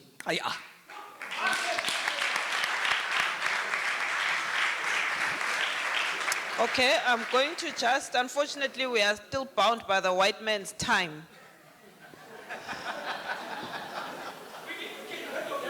We can get rid of it with pleasure, definitely. Yes. Cha. If I can request our authors to just, the author to respond to some of all the broader issues raised and some of the direct questions, and then we've got less than 10 minutes actually. Yeah. Thank you. Yeah, I'll try to be very brief. Socialization, what about land tenure and traditional leaders? Are we talking small scale or large scale? Where do we situate capitalists or capitalism in this context? Very briefly, to me, socialization means a system whereby the land is controlled by the people through their organizations, through their institutions. The institution of traditional leadership may well be one of those institutions, but it's not the only one. And indeed, in many instances, more often than not, it would not be the institution which predominates in that context of socialization. Small scale or large scale? This is a big debate because different forms of production require different scales of production. In other words, if you are producing sugar, to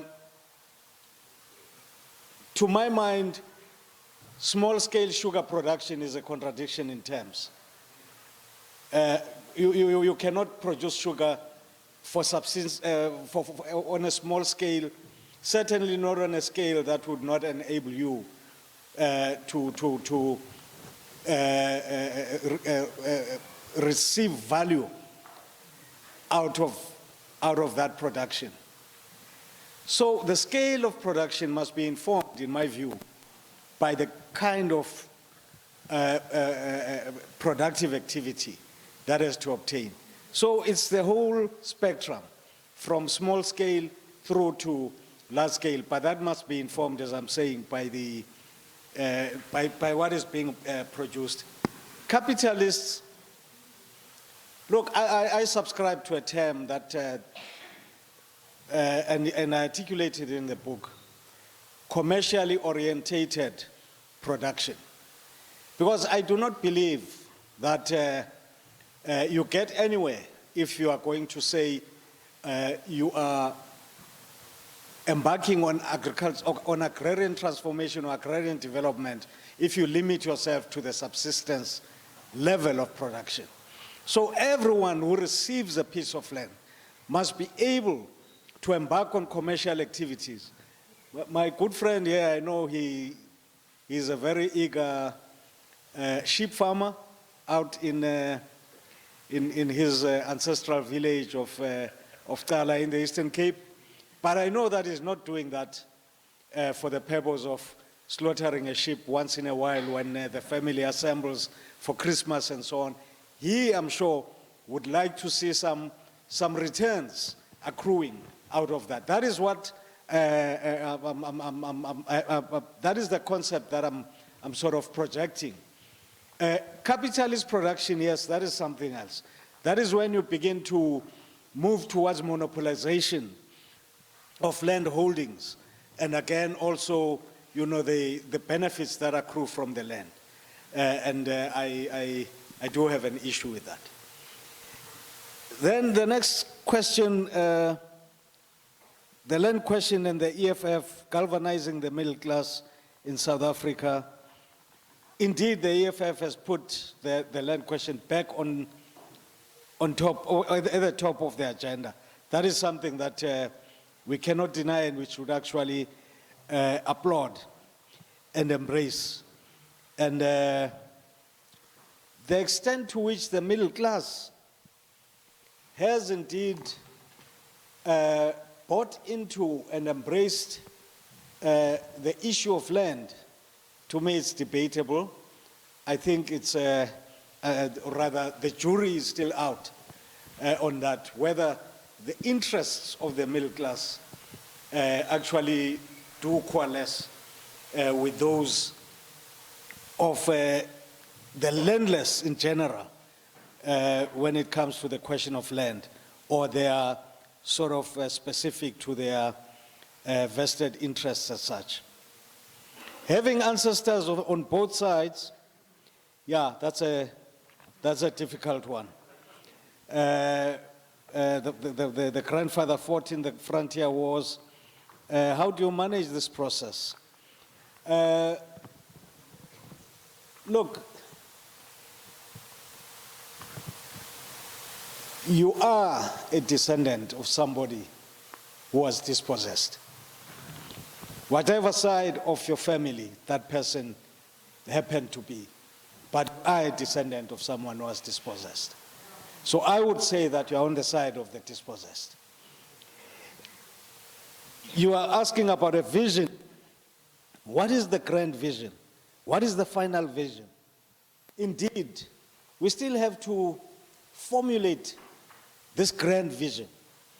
But from what I'm saying in the book, where I'm articulating the concept of a second agrarian transition, perhaps one is beginning there to say the vision is one where you would have expansive land redistribution, sustainable land redistribution, and larger numbers of people based on the principle of demographic proportionality, who have access to land, who can live off the land, and who can maintain decent livelihoods. Not only livelihood at a safe distance from the poverty line, but decent livelihood so that they can also see themselves being prosperous. So that is perhaps, in my view, the beginning of the formulation of an answer to the question that the gentleman there is asking about what the grand vision is. I agree with you, Dr. Mutluatse. It is really not right. I'm trying to choose my words very carefully. That the remains of Chief David Stearman still lie in Australia. It goes back to the point that has been made about the failure to celebrate some of our heroes. The head or the skull of King Hintsa is still somewhere in England. So these are some of the issues which we still have to look into much more seriously from a research point of view. And lastly,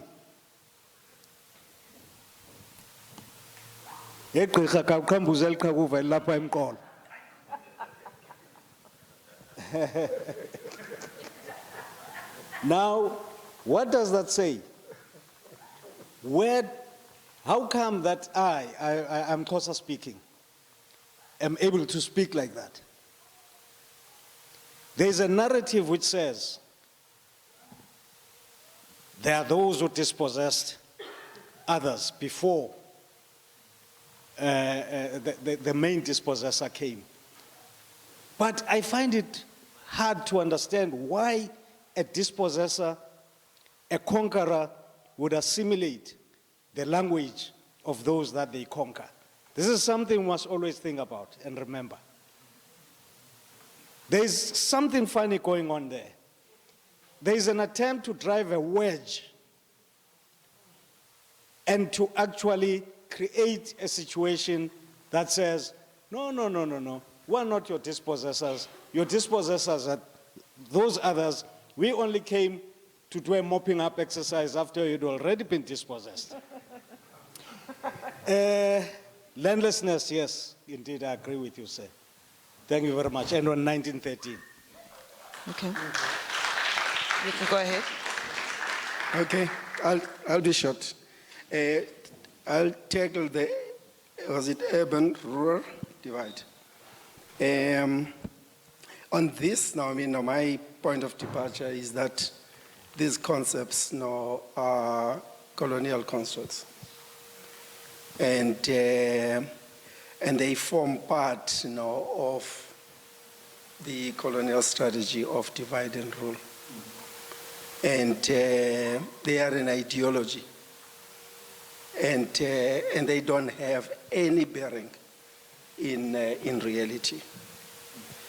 One cannot talk about informal settlements without understanding conditions in the Bantustans, in the former Bantustans, landlessness, driving people out of the cities, and so on. So to look at these concepts in isolation of their broader context shouldn't be encouraged, to put it mildly.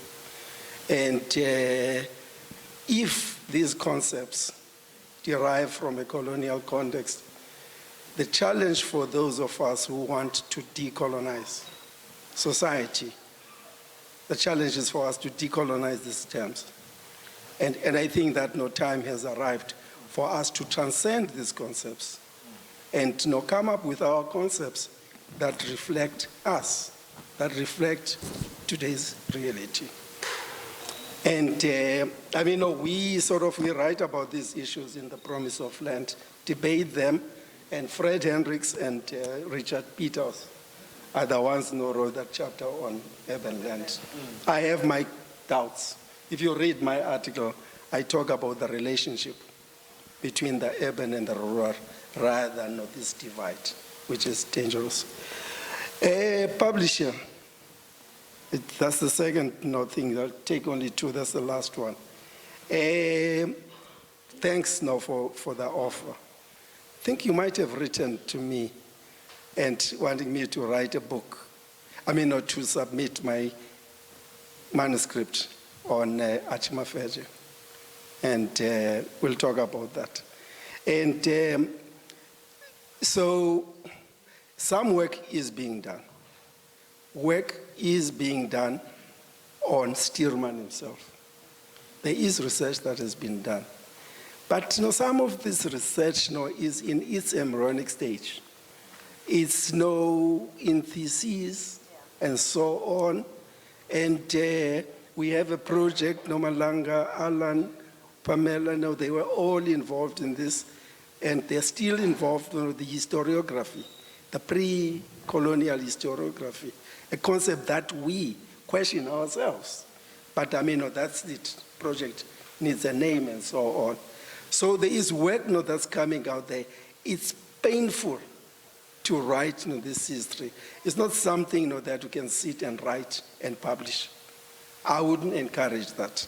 I go for rigor. And I don't go for shortcuts. And if it means that we spend years doing something that is good, then so be it. So there is work, and there will be work for you. The one thing you must bear in mind is that it's going to be difficult for you to get students And don't know what term no is good. Young scholars, emerging scholars, I don't know.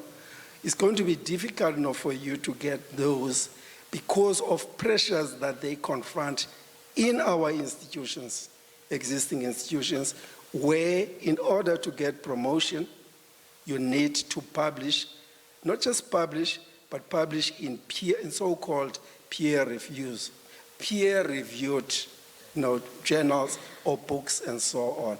So if you want to capture our market, you must ensure that Scotterville sort of gets accredited as, what is that? What's the name? There's a fancy name, subsidy earning journal. I hate them, but I mean, that's the reality. If you want to make this breakthrough, you have not to make some compromises. Thank you. Well, with that, can I invite Ellen to please do a vote of thanks? Thank you. And a book handover, thank you.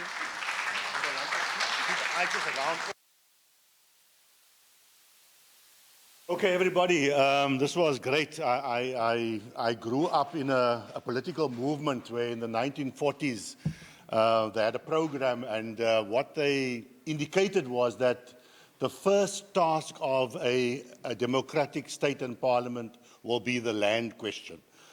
Look where we are today. How many years later is this? 28 years after 1994, I'm talking about, and we are still battling here with this issue. And I'm hoping that, we are not going to be catapulted into a situation where, as you explained in, Zimbabwe, where you have something that actually happens that is not organized and planned, etc. That is my worry in this country, that actually something can overtake us, and then we end up not in a good situation. I'm wanting to invite a representative, of Chapman High School to come and to get a copy of the book for their library. We're hoping that we can do that. Okay?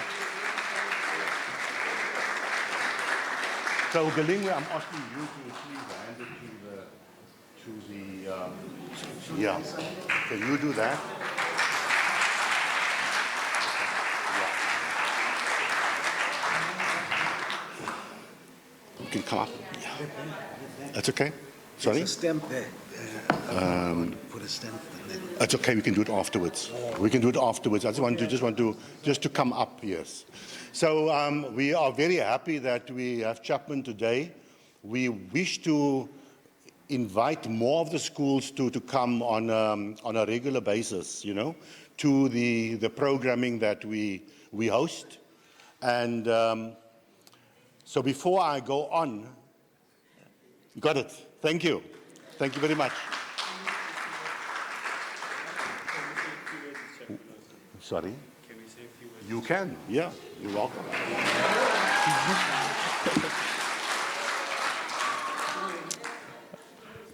Good evening, ladies and gentlemen, all protocols observed. We as Chapman High School would like to thank the university and all stakeholders for inviting us to this prestigious book launch, especially us as the history learners as we learn about these things in class. We would like to thank you for the invitation, and this book is going to go a long way. Thank you so much.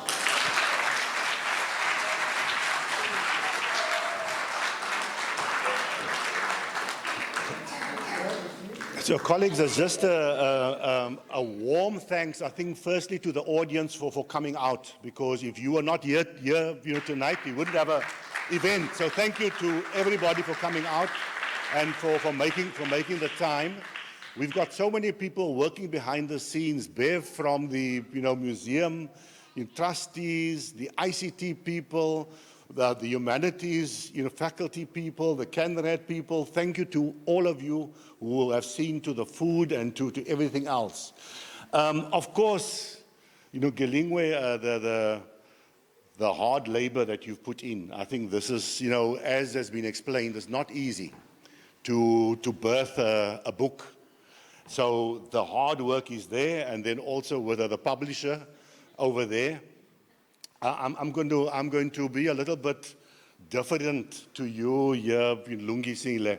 I'm going to say that I would like, we've got Scotterville in the house. You also have the Mandela University Press in the house, by the way, although they're not yet formally launched.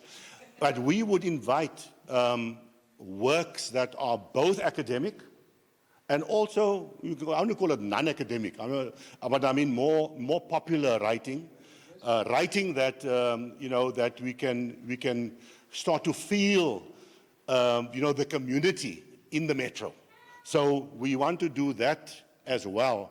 So hopefully we'll be able to get these different kind of variations of writing into the house. But I'm very, very, very glad that we've got people who are able to take your work so further. So there's an invitation, a broad invitation to people who want to write.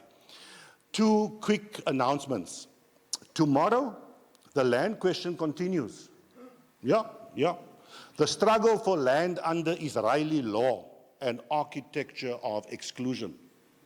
Okay? So if you want to go on, online tomorrow, you are most welcome. There's something on your seat there, and you'll see the question of what's happening, in Palestine and in Israel on the land question and how people are coping. Then we have with us here the Center for Women and Gender Studies, and they are inviting you tomorrow. No, not tomorrow, on Thursday. On Thursday at 4 o'clock at the university, on the south campus. That's where you have that tower of power there, that big one. And at 4 o'clock in the afternoon, they are having the first inaugural Phyllis Ntantala and Prudence Mabele lecture. The speakers are going to be Dr. Mamfela Ramfele and Lebogang Ramapoko. So please, if you can make it, I'm sure that some of you looked at the bottom, then you saw Gloria, Gloria Bosman is going to be singing also.